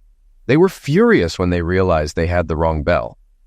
"I'm still confused about all of this. Is there something you're not telling me?" I asked. "Let's leave it at that for now," she replied. "Talking about Larry makes me sick. How about we go see a lawyer together? Maybe grab lunch afterward?" I said softly. "Cora, I've always cared about you. It's a shame I picked the wrong brother, but I didn't know you then. We each have to deal with our divorces now. Some might even think we faked the hijacking to be together," she laughed. "But that doesn't mean we can't have dinner or lunch once in a while." I loved spending time with her. She was kind, genuine, and easy to talk to. I had thought about her many times, but never admitted my feelings. We were both married and respected our vows. After the divorces, I hoped things would change. When I returned to the cabin on Sunday, Al and Joe, or maybe their wives, had already cleaned up. They thanked me repeatedly for letting them use the boat. I told them they could use it any time. The wives even gave me hugs. Al and Joe had already returned the boat, tied it up, and locked everything. I said goodbye to Joe and his family, telling them I'd see them tomorrow, though I'd be late because I had to stop by the lawyer's office. I gave Al and his family a ride home since they didn't have a car with them. On Sunday evening, I called Abby from the motel and told her, "I hope you're packing because I'll be home Monday after work and you'd better be gone or you'll regret it." It was a threat, but I didn't care. I wasn't sure I'd actually do anything, but I was definitely going to throw her out. She wanted to talk about money and divorce. I told her, "It's all in the prenup. You'll get what you came in with and the house, and almost everything in it stays with me." When she said most of her money was gone because she gave it to Larry, I replied, "You can thank my brother for that. Talk to him. Maybe he can return some of the money." She got angry. "You're a horrible, pathetic person. You would let your brother die." I cut her off. "I didn't do anything. If he hadn't been fooling around with my wife, I might have helped him. Anyway, I'm seeing a lawyer on Monday. You'll be served with divorce papers later this week. I suggest you sign them. After I returned from the lawyer's office on Monday, I got a call from Cora at work. Larry stopped by my office to pick up his things from the house. He had a small trailer, and I told him he better take only what belonged to him. He tried to apologize again, but I told him to just leave. I'll be mailing the divorce papers to his company's office in Youngstown. As he was leaving, she continued, I saw Abby in a car following Larry. I think she rented a truck. My idiot brother helped her move her stuff. Cora told me she had scared Larry by telling him, I had dinner with Terry on Saturday, and he said if he ever saw you again, you'd be a dead man. I never said that, but Cora told me it scared the hell out of Larry, she added. Cora told me she also informed Detective Abel that she had canceled all of Larry's credit cards, both those in his name and the ones they shared.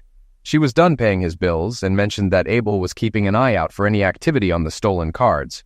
The case wouldn't be closed until the hijackers were caught and hopefully the money recovered. Since Larry had been found, the case had been put on the back burner. Work slowly returned to normal. Cora and I started having dinner at least twice a week. We both filed for divorce, and the lawyers said it would take about 90 days. We were both surprised that neither Abby nor Larry contested the divorce. Contesting would have been pointless since we both had prenuptial agreements. Over the next month, Cora and I grew closer. She confided in me about things she hadn't shared before. A few months earlier, Larry had traveled to Las Vegas and forged her name to withdraw over $100,000. She only found out when she saw a bank statement, right as Larry was supposed to be on a 2-day trip to Pittsburgh. At first, she just wanted to confront him. But then she wanted to know why he had done it. She suspected the money went to cover gambling debts and wondered if he had another woman. Cora asked me to check on Abby and Larry's schedules, and it turned out they'd both been out of town that weekend. Abby had gone to Iowa to visit her sister. I was more annoyed than ever and told Cora that I needed some payback. But I knew I had to wait. Too little time had passed since the hijacking. Later, we found out that Abby and Larry were living together just outside Cleveland. They were renting an apartment, still working, but we didn't know if they were happy. Cora suggested I leave it alone. It's over, she said. Cora mentioned that Larry thought I was a fool for going to jail to protect my father. There's no way he would have done that, she said. Cora told me she thought it was a beautiful and heroic act to protect my sick father. I realized I was falling in love with her. I loved being around her, and she made me feel at home. I asked, Cora, when our divorces are final, would you marry me? We hadn't even made love yet, but I meant it, I confessed. Terry, are you sure you want to do this? I'm probably not the best lover, considering my husband wants another woman, she replied, but she smiled and didn't say no. Our divorces will be finalized next month, I said. Let's celebrate, spend the night together, and then you can decide. I already know how I feel, I told her. I had no doubt about my feelings. Being around her made me happy. A month later, we both received our divorce papers in the same week. Cora said she wanted to get away for the weekend with me. I decided to take her to Pittsburgh and booked us a stay at the Sheraton Inn, a great spot to explore the city. We left on Friday, driving through Youngstown, crossing the Ohio River into West Virginia, and then reaching Pittsburgh, Pennsylvania. I stopped in Youngstown for gas and used my credit card. Then I made a large deposit in the overnight box at Chase Bank, telling Cora, I meant to deposit this before leaving, but since it's the same bank, I'll drop it off here. It's too much money to carry around. We had dinner at the Sheraton, and it was wonderful to be with her. After dinner and a few drinks, we went up to the room and made love. The next morning, we explored the city, visiting the Carnegie Institute, a museum. Later, we decided to catch a baseball game.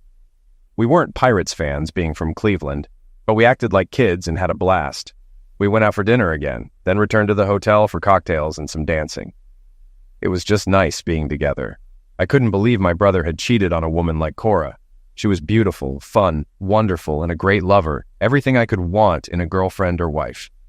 The next day, we headed back to Cleveland, passing through Steubenville and a few small Amish towns. We stopped to do some shopping and sightseeing along the way. I dropped Cora off at her house and told her I'd like to see her Monday after work.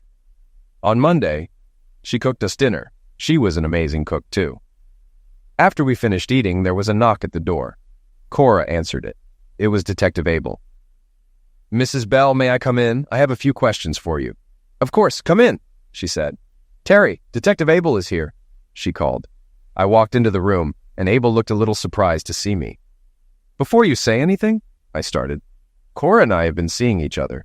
This only started after we both found out about our exes cheating. You're both adults. What you do is your business, Abel said. I have a few questions about the credit cards you canceled that were stolen. Do you still have a list? Yes, it's in the desk. I'll get it, Cora replied. She handed the list to Detective Abel. What's this about? Cora asked. I noticed you canceled the Chase card you both used. Is that right? Yes, why? She asked. Your husband had another Chase card he used last Friday at a gas station in Youngstown. Larry was at his corporate office in Youngstown on Friday. He said he didn't use that card and that it was stolen. I only canceled the cards I had duplicates of. I didn't know he had another Chase card, Cora explained. Was my name on that card? No, Abel said. He claimed it was his alone. He ordered a new card but hadn't used it. So, what do you want from me? I just need to confirm the cards you canceled. That's all you can do, Cora said. It sounds like Larry's problem, not mine. You're right, Abel agreed. But I needed to check. That card wasn't just used for gas. It was also used for an overnight deposit. Someone put $100,000 into an account that already had $75,000. What? I asked, shocked. Someone put $100,000 into Larry's savings account? Who else could have done that but Larry himself? Did you ask him? Yes, Abel replied. He didn't have much to say. Your ex-wife was there demanding to know where the money came from and why he didn't tell her about the $75,000. Larry just clammed up and refused to answer.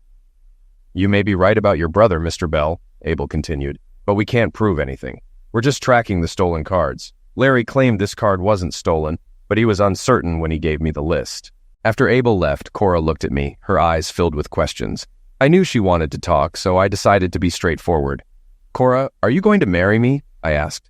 Terry, I care about you. I really do, she said softly. But I have one big problem.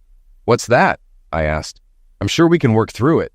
It's about the hijacking, Cora said. I have a feeling you know more than you've told me. If we get married, I need to be able to trust you. I've been married twice, and both my husbands lied to me, not just about cheating. I don't want that again. I smiled, though I felt a pang of guilt.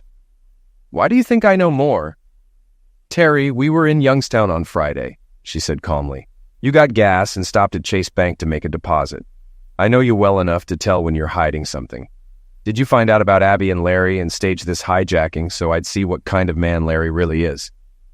I hesitated, but I knew I owed her the truth. So, what do you want to know? If I knew about it, if I was involved? I just want the truth, she said. I need to be able to trust you, and you can trust me. You made that deposit knowing I'd question it. You were sending me a message, weren't you? It was a big step for me, a step toward trust that I rarely took. Aside from Al and Joe, I hadn't fully trusted anyone else. But Cora was right. If we were going to be together, we needed to trust each other completely. All right, I said, deciding to come clean. I'll tell you everything. One of my best clients thought he saw me in Las Vegas. He said he approached a guy who looked like my twin, hugging a woman as if she were his mistress. My client greeted him with, "How the hell are you doing, you stupid son of a witch?" The guy got mad and told him to back off. That's when my client realized it wasn't me. I continued.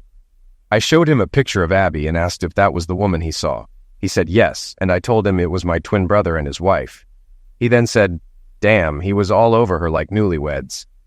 I played along, but I knew the truth. After that, I called Abby's sister and found out she hadn't been to Las Vegas. So I knew Abby went with Larry, and I figured you paid for the trip. I had paid for her airfare, thinking she was going to her sister's.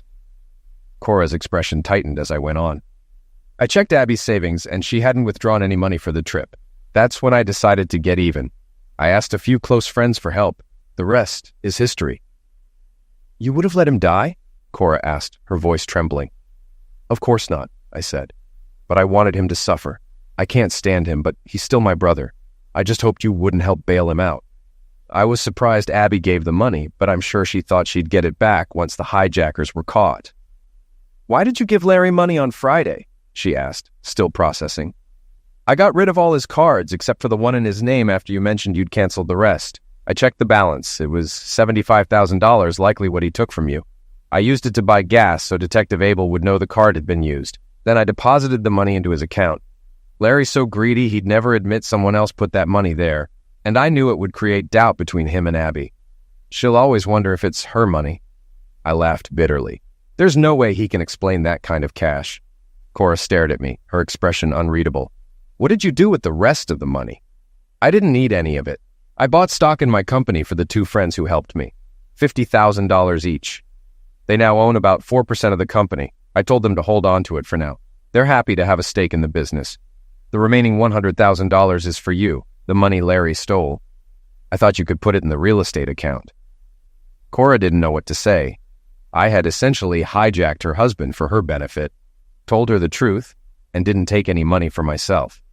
She knew I did it to get back at both Abby and Larry, but I had also helped her. Well, that's everything, I said. It's up to you whether you trust me. I love you, Cora, and I want you in my life, and I promise not to lie to you. Cora looked at me for a long time, then kissed me softly. She took my hand, led me to the bedroom, and we made love. We decided to rent a cabin and have a small private wedding. It was a beautiful setting by the lake with nature's calm all around us. Al, Joe, their families, and the rest of my staff were there.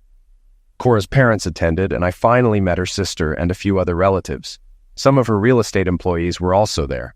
It was too cold to swim, but everyone enjoyed a boat ride, and we all appreciated the peaceful surroundings. No one mentioned Abby or Larry, and nothing was said about the hijacking, but I saw Cora hugging Al and Joe, realizing who my true friends were. The wedding was filled with food, music, and the warmth of family and friends. Cora's parents were surprised by how much I looked like Larry, but she quickly explained that he was my twin. After everyone left, Cora and I took a moonlit boat ride, just the two of us. It was peaceful, romantic, and the perfect way to begin our new life together. We spent 4 days at the cabin, fishing and simply enjoying each other's company. There were no distractions or drama, and it felt like we were finally free from the complications of the past. Cora and I had a business arrangement for our future. I owned my parts warehouse, and she owned her real estate business. Everything else we shared. We decided to sell both our houses and bought a condo together for a fresh start. It was wonderful coming home to her. Sometimes we went out for dinner, other times we stayed in. Cora bonded quickly with Al and Joe's wives, who became her best friends. Since Cora couldn't have children, we often watched their kids. They started calling us Aunt Cora and Uncle Terry, and it felt like we had built a new family around us. Eventually, we even considered adoption. From what we've heard, Larry and Abby aren't together anymore. Larry apparently moved out of state, which suited me fine. Cora mentioned seeing Abby a few times during business trips. She's gained weight and is seeing someone at her insurance firm, Cora said, but they never spoke. Abby would just shake her head whenever she saw Cora. We never heard back from Detective Abel, so I assumed the hijacking case is closed. I didn't care anymore. I had moved on. Cora and I were happy, and nothing else mattered. Our business was thriving, and the friends who helped with the hijacking were now part owners of the company, strengthening our bond. Life was good. Cora and I made a great team, both in life and in business. One day, as we sat in our condo, Cora looked at me and asked, "Terry, do you ever wonder what might have happened if things had gone differently with Larry, Abby, everything?" I paused for a moment. Sometimes, I admitted. But then I remember that everything led us to this moment, and I wouldn't change a thing. She smiled, took my hand, and said, "Me neither." We leaned back, watching the sunset over the city, knowing we had overcome life's challenges together. And that was all that really mattered.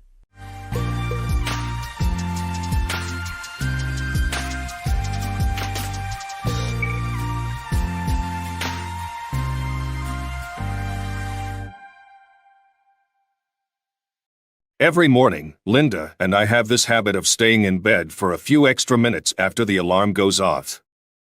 We've been together long enough to know what works best for us. Those warm, lazy minutes feel so good, but they come at a cost, a frantic rush to get ready for work. Back when the kids were still at home, that mad dash included getting them off to school. Now that they're grown and out of the house, we find ourselves lingering in bed even longer before facing the morning chaos, which always leads to the drive to work. To make things more stressful, I had to leave the house a good 20 minutes earlier than usual today. Linda had to work late tonight, so we decided to carpool since our offices aren't far from each other. But instead of taking my car, I opted to ride my mountain bike to work. The weather forecast promised a beautiful spring day, and it seemed like the perfect opportunity. I took the last bite of my toast, washed it down with a swig of coffee, and was ready to head out. "I'm on my way, honey," I called out toward the bathroom, where Linda was still getting ready. I waited for her to respond, maybe poke her head out the door, but I got nothing. "I'll see you tonight." "I love you," I added, though I was in a rush and didn't have time to dwell on her silence. With that, I tossed my keys in my backpack and headed out the door. Let me introduce myself. I'm John Harris, a 53-year-old office manager at the State Department of Public Works. My wife, Linda, is 49 and works as an administrative assistant in the main office of a manufacturing company. We're a good-looking couple, if I do say so myself, but Linda is stunning, especially for her age. She doesn't look anywhere near 50, and I've noticed plenty of men turning their heads when we're out together. About 10 minutes into my ride, my phone pinged with a text message. A few seconds later, it started ringing. Trying to navigate traffic on a bike while answering a call is a challenge, so I ignored it. By the time I got to work, I was in such a hurry to get dressed for an 8:45 meeting that I forgot all about the phone calls. It wasn't until my afternoon coffee break that I remembered to check my messages. I had 5 from Linda, 2 texts and 3 voicemails. The first text came in at 8:10, saying, "You grabbed the wrong keys. Call me." The second one arrived at 8:35, "I'm waiting for your call." When I finally listened to the voicemails, the first one, left at 8:11, said, "Hi, honey. You took the wrong set of keys when you left. Could you drop them off at my work this morning? I'm going to need them. Call me." Her voice had a sharp edge to it, which was odd. She didn't need those keys at work. They use a fancy security system with key cards. The second voicemail, left around 10:15, was even more irritable. "What are you doing, John? I've been waiting for the keys all morning. Call me. I have better things to do than wait for you." After 25 years together, 23 of them married, I could tell she was fuming. Her anger dripped from every word. Before I played her last message, I pulled out my keys and laid them on my desk. The final voicemail, left at 12:55, was practically a shout. "Where are you? I'm still waiting for my keys. I don't know what you were thinking this morning, but they'd better be on my desk this afternoon." Linda wasn't holding back. She was livid. I was taken aback. Lately, it seemed like Linda was always mad at me over nothing. I thought maybe it was something to do with her approaching 50, maybe hormonal changes or something. That's what she told me when I asked why she was acting so differently. She snapped at me when I suggested she see a doctor about it, get some hormone therapy, or whatever they do for menopause. Life with Linda had become pretty difficult lately. Our relationship was strained, but it seemed ridiculous that she'd blow up over a set of keys she didn't even need. I've been trying to work on myself, but I'm no pushover. 2 can play at this anger game, I figured.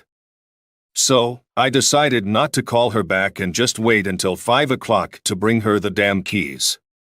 A little after 5, I reached her office, just in time to see her pulling out of the parking lot. Big surprise. Despite the traffic and my bike's capabilities, there was no way I could catch up with her. Not that it mattered, we were both heading home. I knew she'd eventually get out of the gridlock and pick up a speed I couldn't match. So, I stuck to my usual, more direct route to see if I could beat her home. But then, something strange happened. I was caught off guard when I saw her car turning toward a different part of town. It was an easier route for me. I could cut through the park, but definitely not the best way for her.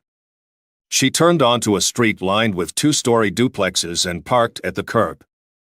I had a feeling something was up, so I slowed down and watched from a distance as she climbed the stairs and rang a doorbell, all while typing away on her phone. Even from where I was, I could hear her phone chime with a text. She read the message, walked back to her car, and drove off. What the hell just happened? I muttered to myself. Linda, who was supposed to be working late, had shown up at some random apartment. I gripped the keys in my hand, my mind racing. I recognized her car keys and our house keys, but what was really going on here? However, there was another key that I didn't recognize. I had a hunch that this was the key Linda was so desperate to get back. I walked up to the duplex, climbed the stairs, inserted the key into the front door lock, and turned it. The click of the lock felt like the end of my marriage to Linda. I didn't open the door, though. I needed a moment to think. What was I going to do? The rising anger in me made it tempting to barge into my wife's lover's apartment and tear the place apart. Or maybe I could wait for him and beat the crap out of him. Or I could just go to the police and end up in jail. No, acting out of blind anger wasn't the right move. But I had to do something. I glanced inside the apartment. Technically, I was trespassing, but if I moved fast, I wouldn't get caught. The first thing I saw was a neatly stacked pile of mail on a small table in the hallway. I grabbed the phone bill from the top. The letter was addressed to Erik Larson. I had no idea who he was, but the phone bill could be useful. I slipped it into my backpack. That was enough for now. I didn't want to get caught snooping around someone else's apartment, so I got out of there quickly. Instead of heading straight home, I drove to a nearby hardware store. Within minutes, I had a duplicate key made. I expected Linda to be home by the time I got back, but her car wasn't in the driveway. Whatever her lover had texted her, it must have been to meet somewhere else. I decided to mess with her a bit. I called, but she didn't answer. I didn't leave a text, but I did send her a voicemail. I'm running late too, but I'll bring the keys soon. I'll see you at your office. It only took a few seconds to get a reply. That won't be necessary. I've made other arrangements. Just go home, was her immediate response. In her head, she was probably thinking, and leave me alone, idiot. I had a lousy evening. Linda didn't get home until 10 o'clock, giving me a good 4 hours to stew over what had happened. First, I needed proof of her cheating. With a copy of the key now on my keychain, it would be easy to gather what I needed. The phone bill pointed directly to her lover, Erik Larson. They were constantly on the phone and texting each other, even when Linda and I were together in the evenings. All this time, I thought she was texting the kids. Did I really need to know why she had decided to leave me? No, it didn't matter anymore. Our love had faded over the past 6 months. Indifference, constant nagging, and blame can only go on for so long before a man's love fades. Now I saw it clearly. Linda had been distancing herself from our marriage for a while. Today's discovery was just the final blow to a marriage that had already gone to hell. We were done. There's no benefit to proving adultery in our state. Irreconcilable differences would be the reason, and the judge would split our assets 50-50. But as the cheated husband, I felt I had a lot to gain by reclaiming some of my pride. I wasn't going to let Linda get away with lying while married. The truth would be known to our kids, parents, and friends. And knowing how Linda had changed over the past few months, I wouldn't be surprised if she tried to paint me as the bad guy somehow. I did toy with many revenge scenarios, but I decided not to go down that path. I only had a few years before early retirement, and I didn't want to mess that up. Retirement wouldn't be what I had envisioned all those years ago with Linda, but it was better than ending up in jail and losing my job. At least I'd enjoy my retirement my way, not Linda's. When she finally got home, I decided to let her irritation work in my favor. Maybe she'd start a small argument, which could excuse my icy behavior over the next few days. But sex with Erik must have calmed her down a bit. When she walked in, she wouldn't even meet my eyes. Linda seemed surprised to find me still sitting in the living room. She tossed the spare car key into the dish by the door and grabbed her usual set, which I'd placed there earlier. After one look, she tossed them into her purse. I expected a grunt or something, but she didn't say a word. She headed straight for the bathroom. I'm tired, she muttered to no one in particular as she walked down the hallway. "I'm going to take a shower and go to bed." "What?" I called after her. "No love tonight?" Her only response was to close the bathroom door behind her and lock it. Do you know many married people who lock the bathroom door? I hadn't noticed it before, but now that I thought about it, she did that a lot when she came home late. God, I was so stupid. No wonder she was leaving me. Before going to bed, I watched the evening show. I hoped Linda was sound asleep. But I swear, she was still awake. Sleep was escaping both of us. The next morning, under the pretense of a meeting, I left early in my car. Instead of heading to work, I went to an electronics store and bought some interesting items. It only took me a couple of hours to wire Erik Larsson's apartment for sound and video. While I was there, I had time to look around. The place was nicely furnished, with many items that looked like antiques. I don't know if he had a maid, but the apartment was spotless, not a speck of dust anywhere. I wondered if he was a stickler for cleanliness. It gave me something to think about as I set up the equipment. I had hoped my little surveillance setup would stay under the radar for a few days, at least long enough to capture some scandalous photos of my wife and her lover. It turns out I didn't need to worry about that at all. Back at the office after lunch, another text from Linda popped up, telling me not to wait up because she had another late meeting. I went ahead and scheduled an appointment with the lawyer for the next day. That evening, I drove past Larsson's apartment and spotted Linda's car. Despite everything that had transpired over the past 24 hours, the sight of her car still made my heart sink, a fresh stab of her betrayal. Tomorrow was going to be crucial. I drove back home, tempted to check into the town motel.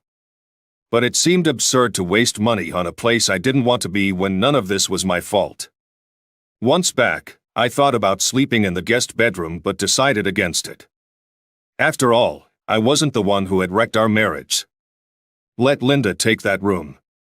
I dumped all of her belongings into the guest room haphazardly, whole drawers piled on the bed and clothes yanked out of her side of the closet and thrown in there.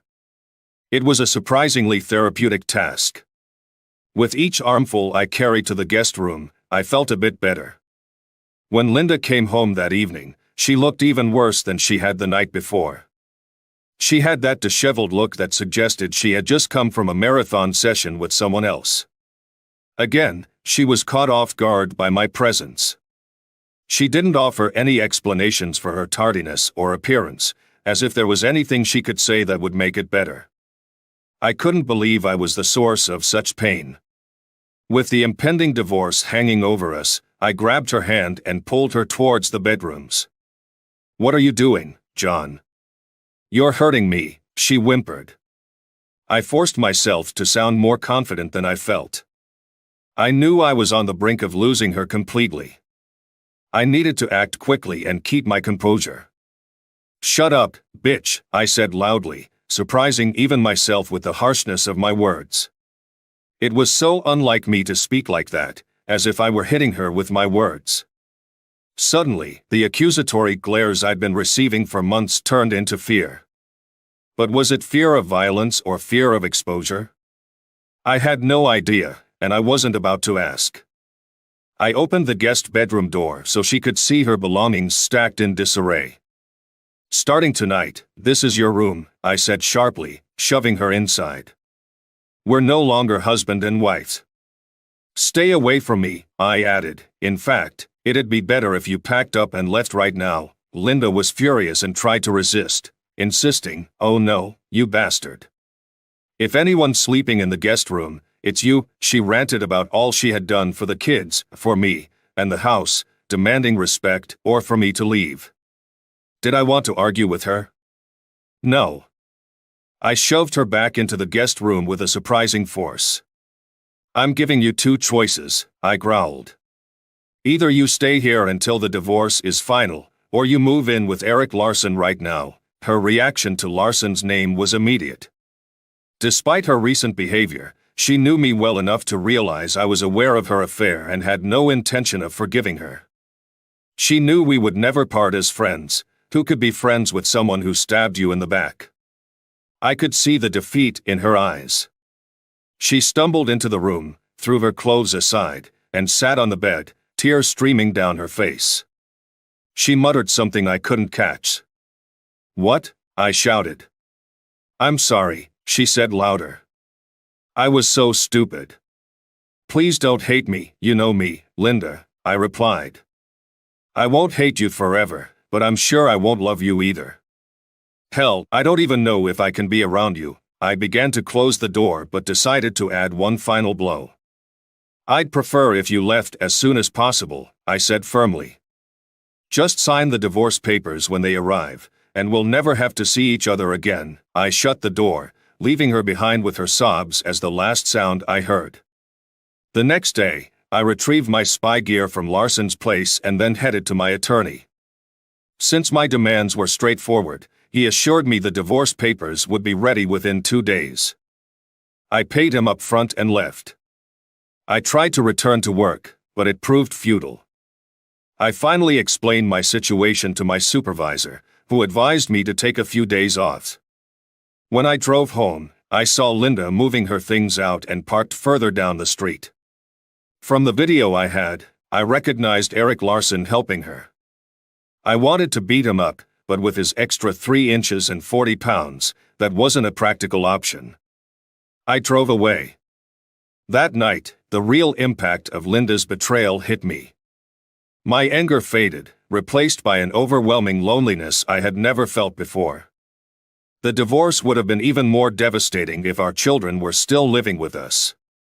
While the absence of them was a blessing, it was also a curse, leaving me with no one to lean on. My parents were gone, and my brother and sister lived far away. I decided to reach out to my 2 daughters, only to find out that Linda hadn't even contacted them yet. She had always been in touch with them while they were in college, so I guess it was easier for her to lie to me than to them. A few weeks ago, if someone had asked me how to handle a cheating spouse, I would have said to stay discreet, keep the peace, and honor the 23 years of commitment as a wife and mother. But now, suffering and desperate for either love or sympathy, I had to confide in my 2 daughters, Emily and Sarah. I was relieved when neither of them questioned me when I revealed that their mother had betrayed me and left me for another man. For a moment, I worried they might have known all along, but seeing their shock and distress reassured me. My barely contained sobs seemed to confirm my story. Their support was a comfort, but it was also a mistake. By the time I reached out to the kids, I had already finished a whole bottle of wine. I'm not much of a drinker. Linda and I would share a bottle or 2 of wine a week, or maybe have a few beers. The problem wasn't the drinking itself, but the self-pity fueled by alcohol. When faced with failure, a man must own up to it. Yet, despite my efforts, I couldn't understand what drove Linda away. My job never interfered with my family life. I only traveled for retraining once every 5 years, and my overtime was minimal and predictable. To be honest, I might have let myself go a bit since turning 50, but I wasn't overweight or out of shape. Larson didn't appear much younger or fitter than I was.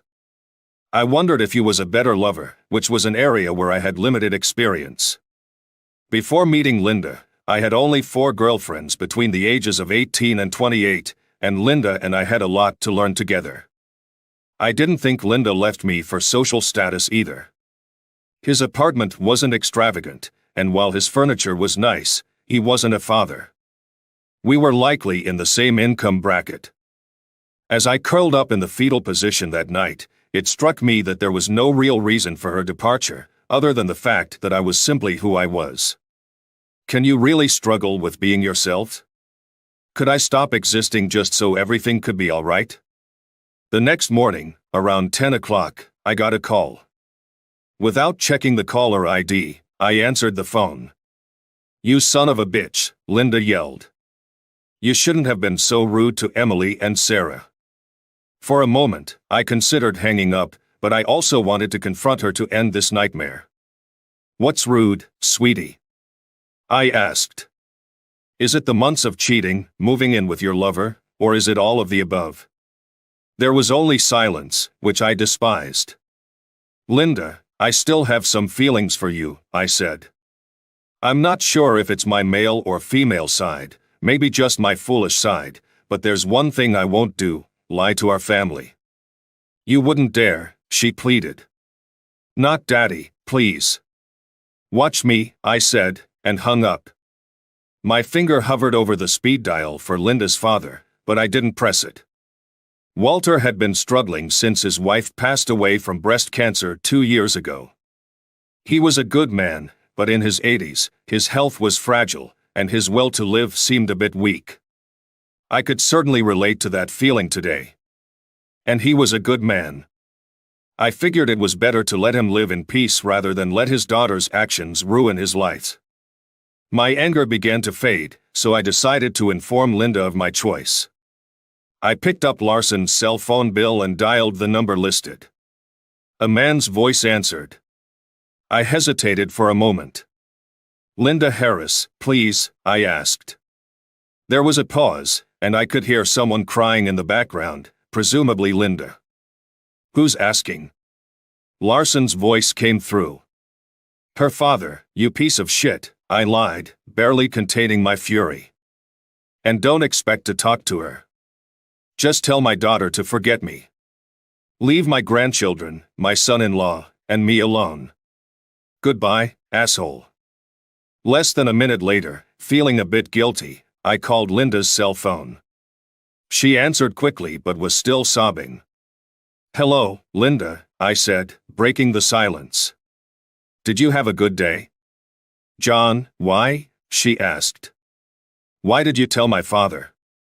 It could destroy him. He's been in such poor health lately. You knew that. Hey, don't shift the blame, I said, struggling with the harsh words. It wasn't your father on the phone with your lover, it was me. I care about your father, and your cheating would have killed him. I want to make this clear. Are you listening? Yes, she replied. I'm listening. Don't ever let this guy come between me and my daughters, or your father will know everything about you. All the ugly details, I warned her. Don't think I'm joking. I trusted you for most of my adult life. I didn't think it was possible, but you shattered that trust. I'm fighting not to just end you on sight. I have so much hatred for you right now, and it defines me at this moment. Do you understand? Yes, she said through her tears. Mark, I'm so sorry. I never wanted this. Neither did I said, and hung up. 6 months later, I received the official divorce papers, marking the end of my marriage. I had gotten over my bout of depression, but something still felt missing in my life. I couldn't quite figure out what it was. I tried dating a few women, but things never went far. It seemed like they could sense the emotional baggage I carried. I even had a one-night stand with a work acquaintance who was also divorced. But even that felt hollow, just two people seeking a quick fix for their loneliness. It left me feeling even more isolated than before. One evening, after coming home from work, a revelation struck me. Since moving into my new apartment and selling the old house to split the proceeds, I had started to name the dust bunnies collecting around the place. Hi, Jack, I greeted, peeking out the door. I was reverting to my bachelor days, naming the dust clumps I found everywhere, mostly behind doors and under the bed. Jack was stationed by the front door, while Roger and Bugs had made a home under the bed. I almost grabbed the vacuum cleaner from the closet, feeling embarrassed at the thought that Larson would never let his place get so messy. As I curled up in the fetal position that night, I had another moment of realization. There was no clear reason for Linda's departure, it was simply because I was who I was. Can one truly struggle with their own identity? Could I just stop existing so everything could be okay? The next morning, around 10 o'clock, I answered the phone without checking the caller ID. You son of a bitch, Linda yelled. You shouldn't have been so rude to Emily and Sarah. For a moment, I considered hanging up, but part of me wanted to face the confrontation to end this nightmare. "What's rude, sweetie?" I asked. "Is it the months of cheating, moving in with your lover, or is it all of the above?" There was only silence, which I loathed. "Linda, some part of me still cares about you," I said. "I don't know if it's my male side, female side, or just my foolish side, but one thing I won't do is lie to our family." "You wouldn't dare," she pleaded. "Not Daddy, please." "Watch me," I said, and hung up. My finger hovered over the speed dial for Linda's father, but I didn't press it. Walter had been struggling since his wife died of breast cancer 2 years ago. He was a good man, but in his 80s, his health was fragile, and his will to live seemed weak.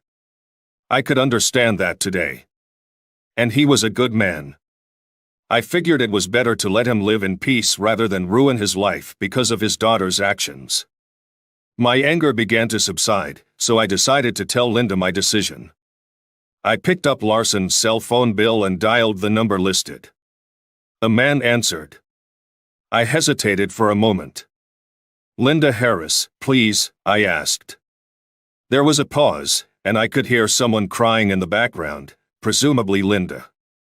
"Who's asking?" Larson's voice came through. "Her father, you piece of shit," I lied, unable to suppress my anger. "And don't bother talking to her. Just tell my daughter to forget me. Leave my grandchildren, my son-in-law, and me alone. Goodbye, asshole." Less than a minute later, feeling a pang of remorse, I dialed Linda's cell number. She answered right away but was still crying. "Hello, Linda," I said, breaking the silence.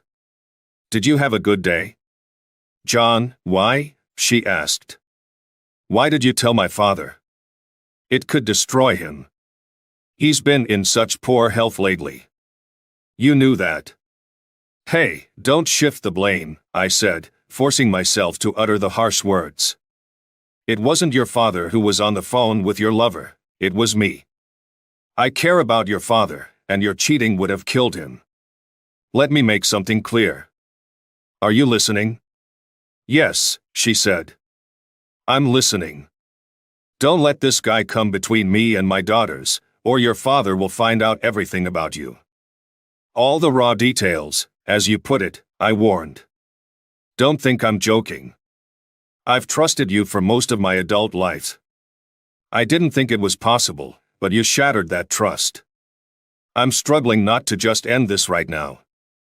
I'm filled with so much hatred for you, and that's what defines me at this moment.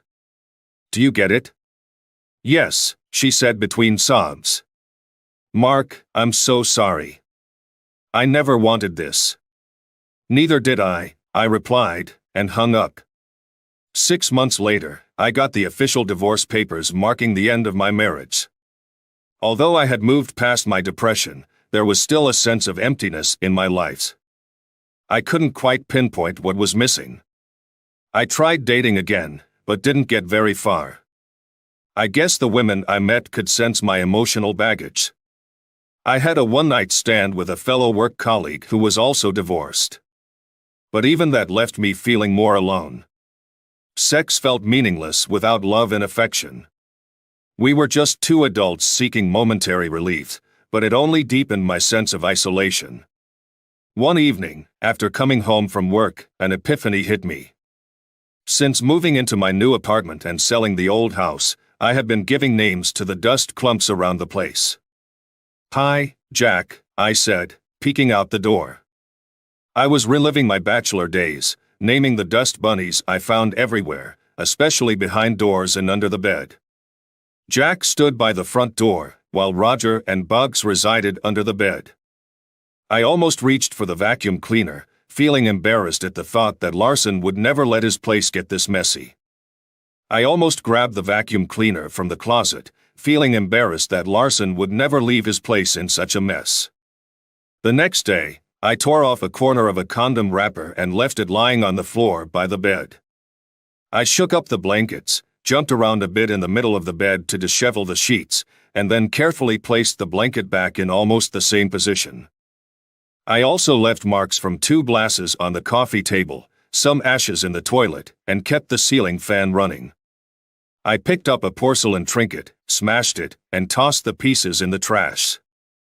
I grabbed a rare bottle of wine from the shelf, chose the dustiest one, opened it, poured it out, and left the empty bottle in the trash. That was my grand finale. Later that evening, my phone rang.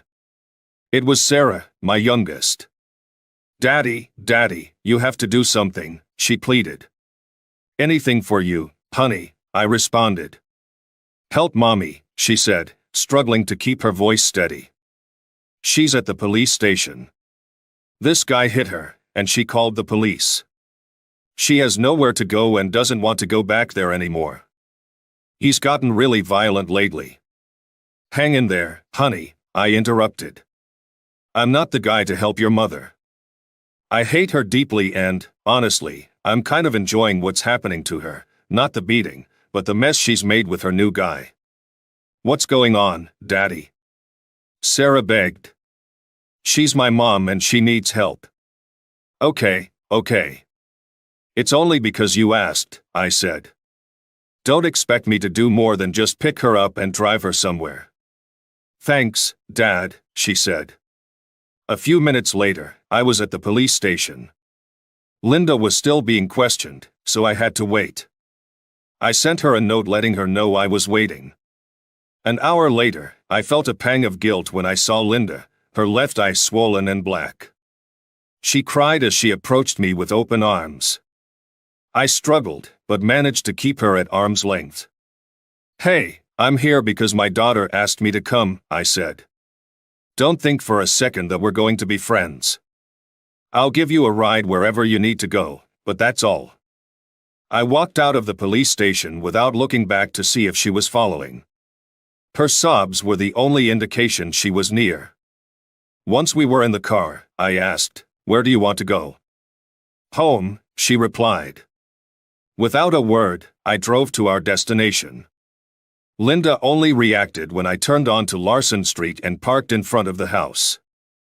"I don't want to go there," she said, her voice trembling with tears. "Look, Larson's in jail right now. You have plenty of time to gather your things and leave." She stared at me for a moment before getting out of the car and heading to the apartment. Soon, she began hauling out trash bags filled with her clothes. She hadn't taken much when she left me, so she was done quickly. Afterward, we left. A few minutes later, she asked, "Where are we going?" Her voice was filled with apprehension. "We're going to your father's house," I told her. "You said you wanted to go home. You don't have another home." We drove in silence for a while. Her father lived far out in the suburbs. Linda broke the silence. "I didn't get a chance to apologize to you," she said. "I'm sorry for what I did. I was foolish and you caught me cheating. I admit that, but I never stopped loving you. I just forgot what that meant for a while. I didn't even want to stay with Eric, we didn't have much in common. I'm sorry for hurting you." I didn't respond. There was nothing to say. Could I have said, "It's okay"? Absolutely not. Could I tell her I forgave her? That would have been a lie, as I still resented how she had ruined our marriage. My silence, I believe, hurt her more than any grand speech could have. As we neared her father's house, Linda looked at me and asked, "What am I going to tell my father?" I was at a loss for words. "What the hell? We've been divorced for months and you haven't told him?" "I just told him we were having trouble," Linda said. "You're definitely in trouble now," I replied. "Find a good reason, but don't make me the bad guy, or I'll tell him the whole truth." It was late, and I didn't offer to help Linda move her things into her father's house. For one, I was savoring her misery. For another, I didn't want to face Walter. The next day, I parked across the street from Larson's house. He got home just before noon. It was time to deliver the final blow to their affair. I grabbed the cheapest bottle of Chilean wine I had bought, a $10 investment, and headed up the stairs. Larson answered the door, surprised to see me. "Hi," I said. "We've never met, but I'm John Harris, Linda McKay's ex-husband." I handed him the bottle of wine. "Here, take this. I'm not a freeloader. This replaces the other bottle of wine I emptied." I pulled a key from my pocket and handed it to him. "Oh, and I won't be needing this either. Linda moved out last night." I smiled all the way to my car, feeling a spring in my step. Revenge can be so satisfying. I felt like I could finally move on after getting my revenge on that bitch.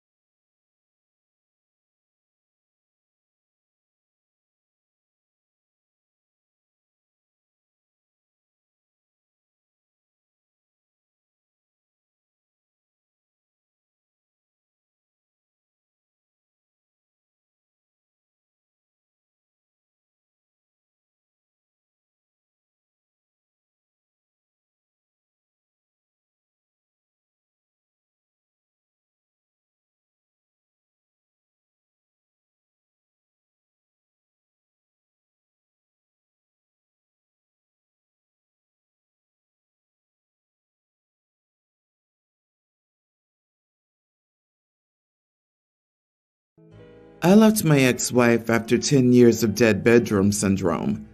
I left when my youngest son was 18, and I didn't hide my happiness while doing it.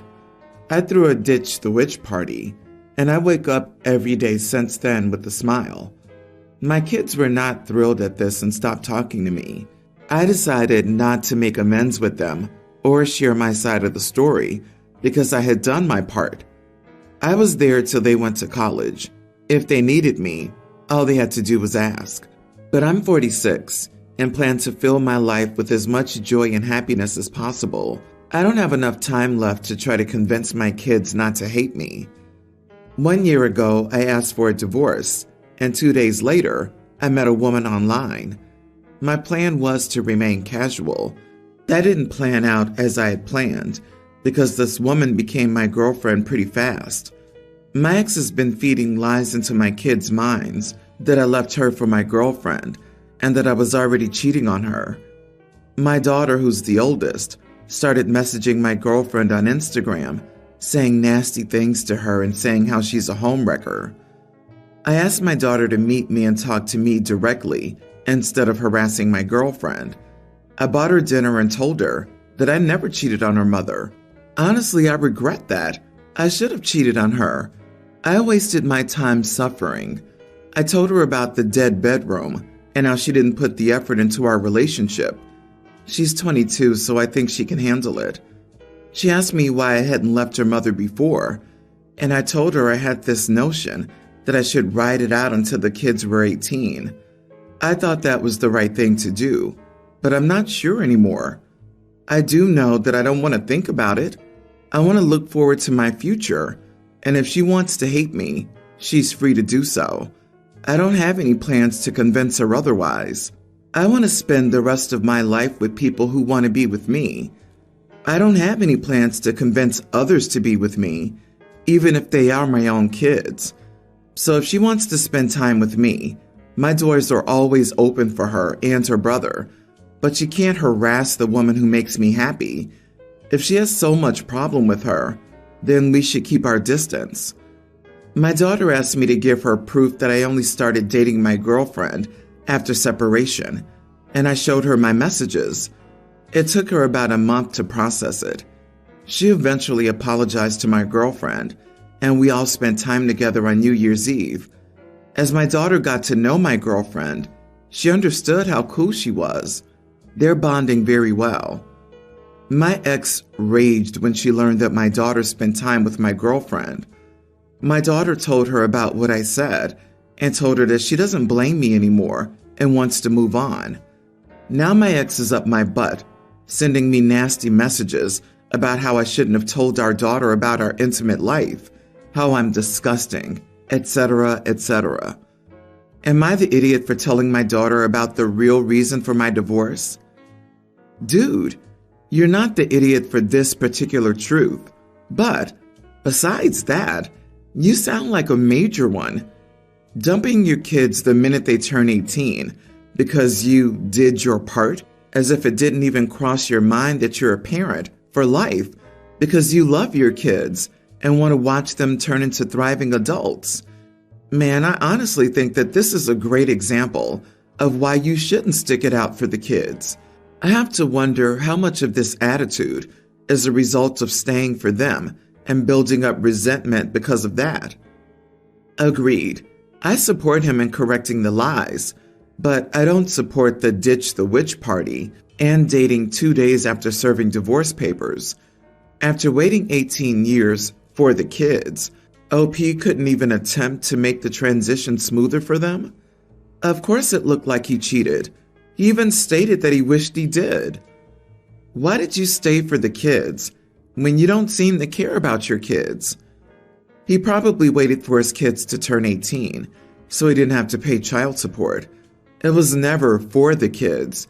It was to not pay child support. With his attitude now, I cannot imagine he was a very involved parent.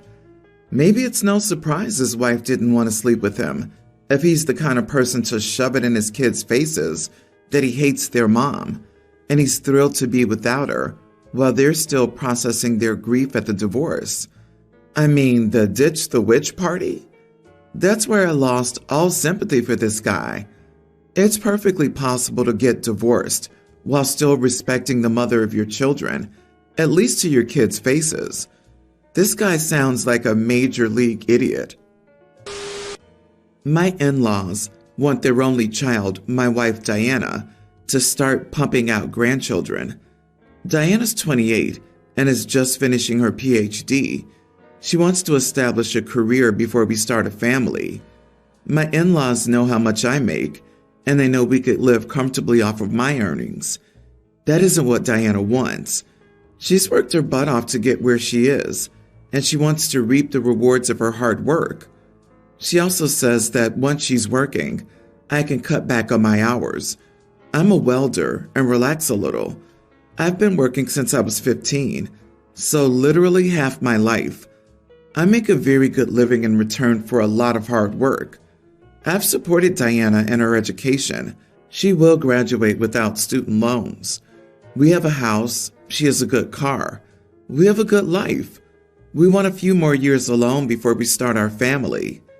Over the latest family gathering, in-laws wouldn't drop it. I finally snapped. I said that if they wanted grandchildren, then they could reimburse us for her education. They could further pay her the salary she'd be giving up. When she returned to work, they could pay her the difference between what she could be earning and her entry-level position. They could pay for a nanny so my wife could work, or they could back off and wait for us to be ready. They said they couldn't afford all that.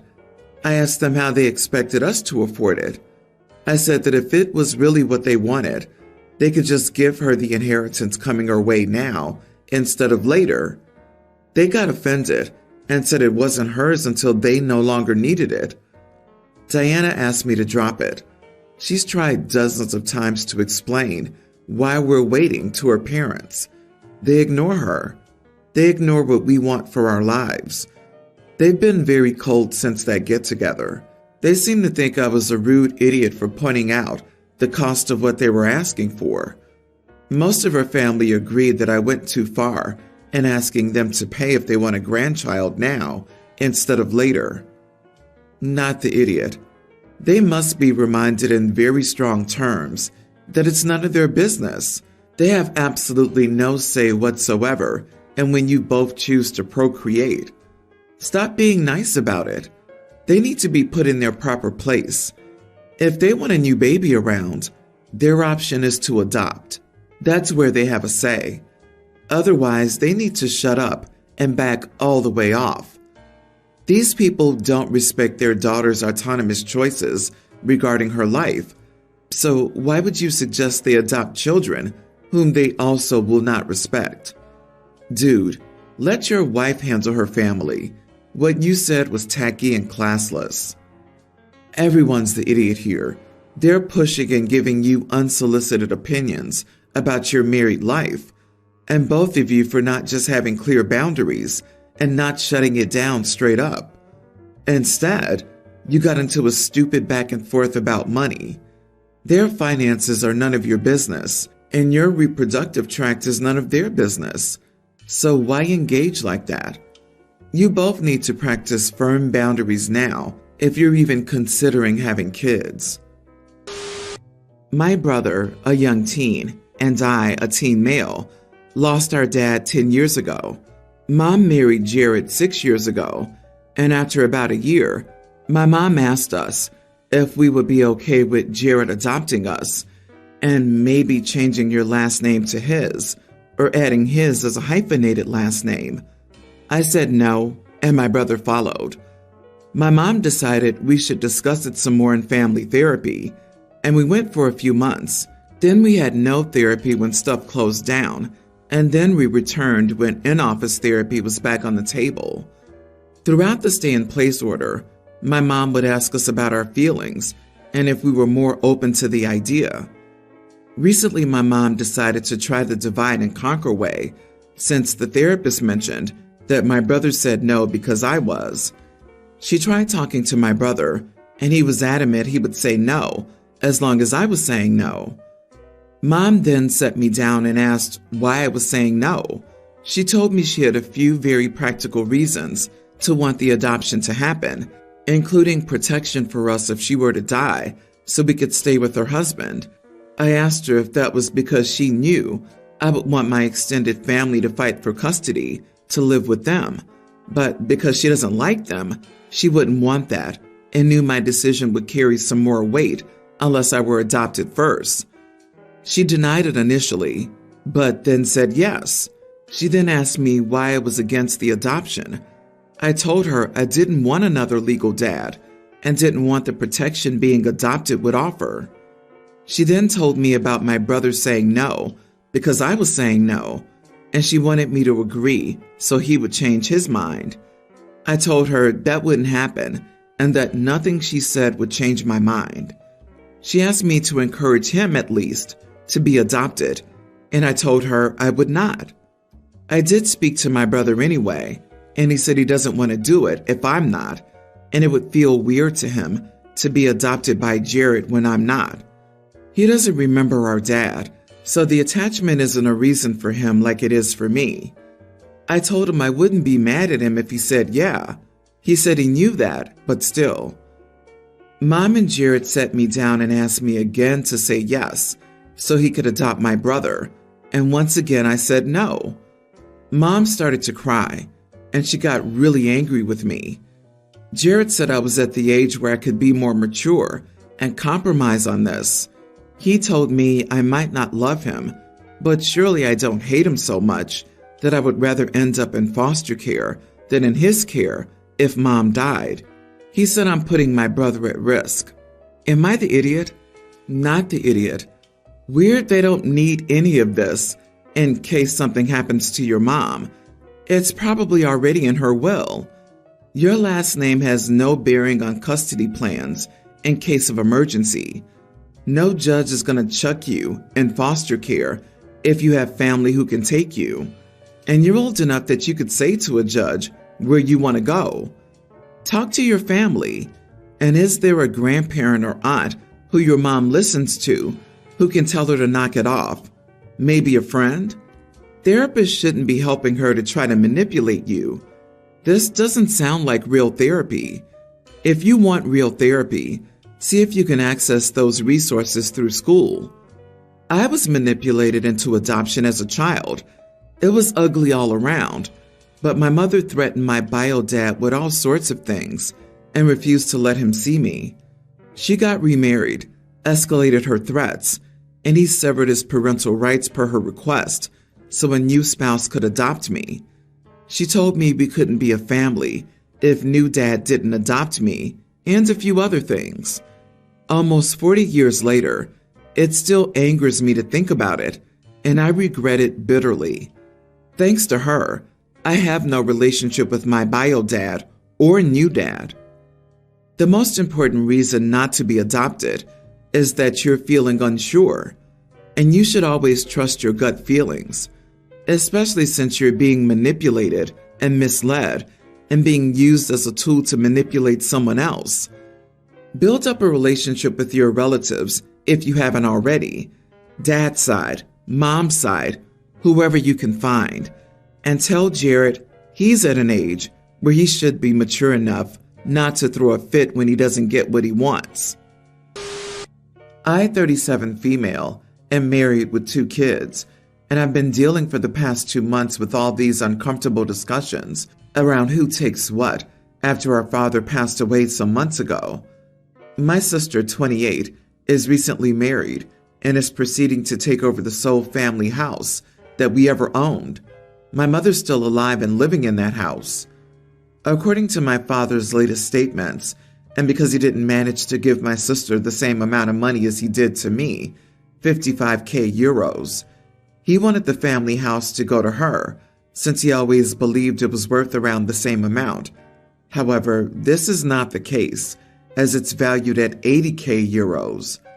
Last week I spoke to my mother about this, telling her that either way I see it, financially or sentimentally, I feel left out, and I'd like them to consider me taking a small portion, a fifth or a fourth, so that I can have something for my parents as well. Am I the idiot for wanting to discuss this with my sister, who's a step away from signing papers, Although I also must consent so that my portion goes to her. I'm stuck and don't know how to approach this to avoid frustration and possibly bitter feelings. On top of that, my dear hubby is threatening me with a divorce if I don't step up and claim what's rightfully mine.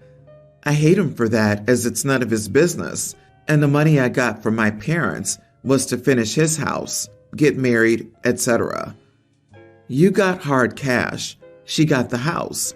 What if property prices went down? Would you have paid her the difference so everything could be fair? I doubt it. It just so happens that prices increased from your dad's original estimate. Such is life. Your husband is a greedy pig. If he's threatening you with divorce over a matter that's not his business, you've made the wrong choice in partner. Yeah, so 55,000 euros, which your father believed represented the value of the house and therefore left to you in cash, doesn't count as something from your parents. 55K is a lot of money, especially before the last big inflation. Your dad's wishes are clear. He believed that he was leaving you and your sister equal value from his estate. End of. You are the idiot here. And your husband? Well, I have no words. Excellent point. Just to add to that, as we don't know when OP was given the money, a quick search shows that 55K in 2010 is worth approximately 78K today. So Dad's will should be upheld and would equate to the same, minus the legal expenses. In addition, the younger sister and her family will probably take responsibility for their aging mother, providing care and support for her in her later years. This is a huge contribution to make. If the husband's going to divorce OP over a few thousand euros, well, that says a lot. Lady, you've had 55K so far from your father. It's a bit of a stretch to say you feel left out. And what's happening to your poor mother? Has she been left anything? It's a bit insensitive to complain you haven't quite had enough money yet, though you've had 55K, if she's been left empty-handed. This is grasping behavior. If you're willing to screw over your sister and mother, go ahead, but don't be upset if she doesn't want much to do with you afterward. My girlfriend and I made plans this weekend to go on a double date with my friend and his girlfriend. We have planned this for a while, and I paid for our travel cost and the hotel room for the night. Last weekend, my girlfriend had plans to go out with colleagues for a meal and drinks. She said she wouldn't be out too late, and she'd only have a couple of drinks after the meal. She ended up staying out all night, which was fine, but the following morning she said she spent more than she expected and now could no longer afford the double date. She said I'd have to pay for everything, or we'd have to cancel because she couldn't afford it. I was annoyed because she had known about the plans for weeks and should have budgeted for it. I told her she should have returned when she said she would, instead of staying out, and then we wouldn't have this problem. She just said she didn't plan it, but that no one else was leaving and people wanted her to stay. So she stayed. I just said she should have thought about our other plans and not expect me to pay for her night because she ignored the fact that we'd made plans. She said that that was unfair, and I was wrong for being angry with her. I told her how crappy it was going to look canceling now, just because she decided her colleagues were more important and refused to say no to them. She just repeated that I was unfair and that we didn't have to cancel if I paid for her share of the night. I refused and I told her I could lend her money and she could pay me back, but I wasn't paying for her just because she went over budget at the work event. She refused the offer of me lending her money and said I was being an idiot for starting an argument. Am I the idiot for refusing to pay for everything for the entire night? Not the idiot. She knew what she was doing and fully expected you to pay for the double date. She's surprised you said no and is gaslighting you. You didn't start a fight. She's solely responsible for this situation, for example. She probably thinks she can still manipulate you into paying for her. I'm sorry, but you aren't a priority to her, and she feels entitled to your money. I'm not surprised. I'm pretty sure it's a relationship test that's doing the rounds. How does he react to you being out all night? Will he treat you to the planned date afterward? Twitter, Instagram, and TikTok are doing an actual number on relationships. Have you seen the pomegranate one? People are going utterly bonkers. OP, take some advice from an old guy and do not get into the habit of lending or borrowing from your partner, because if the loan doesn't get repaid, either way, it's an ongoing sore spot or it's an argument. Between partners, either just give the money to each other or don't. My 2 cents.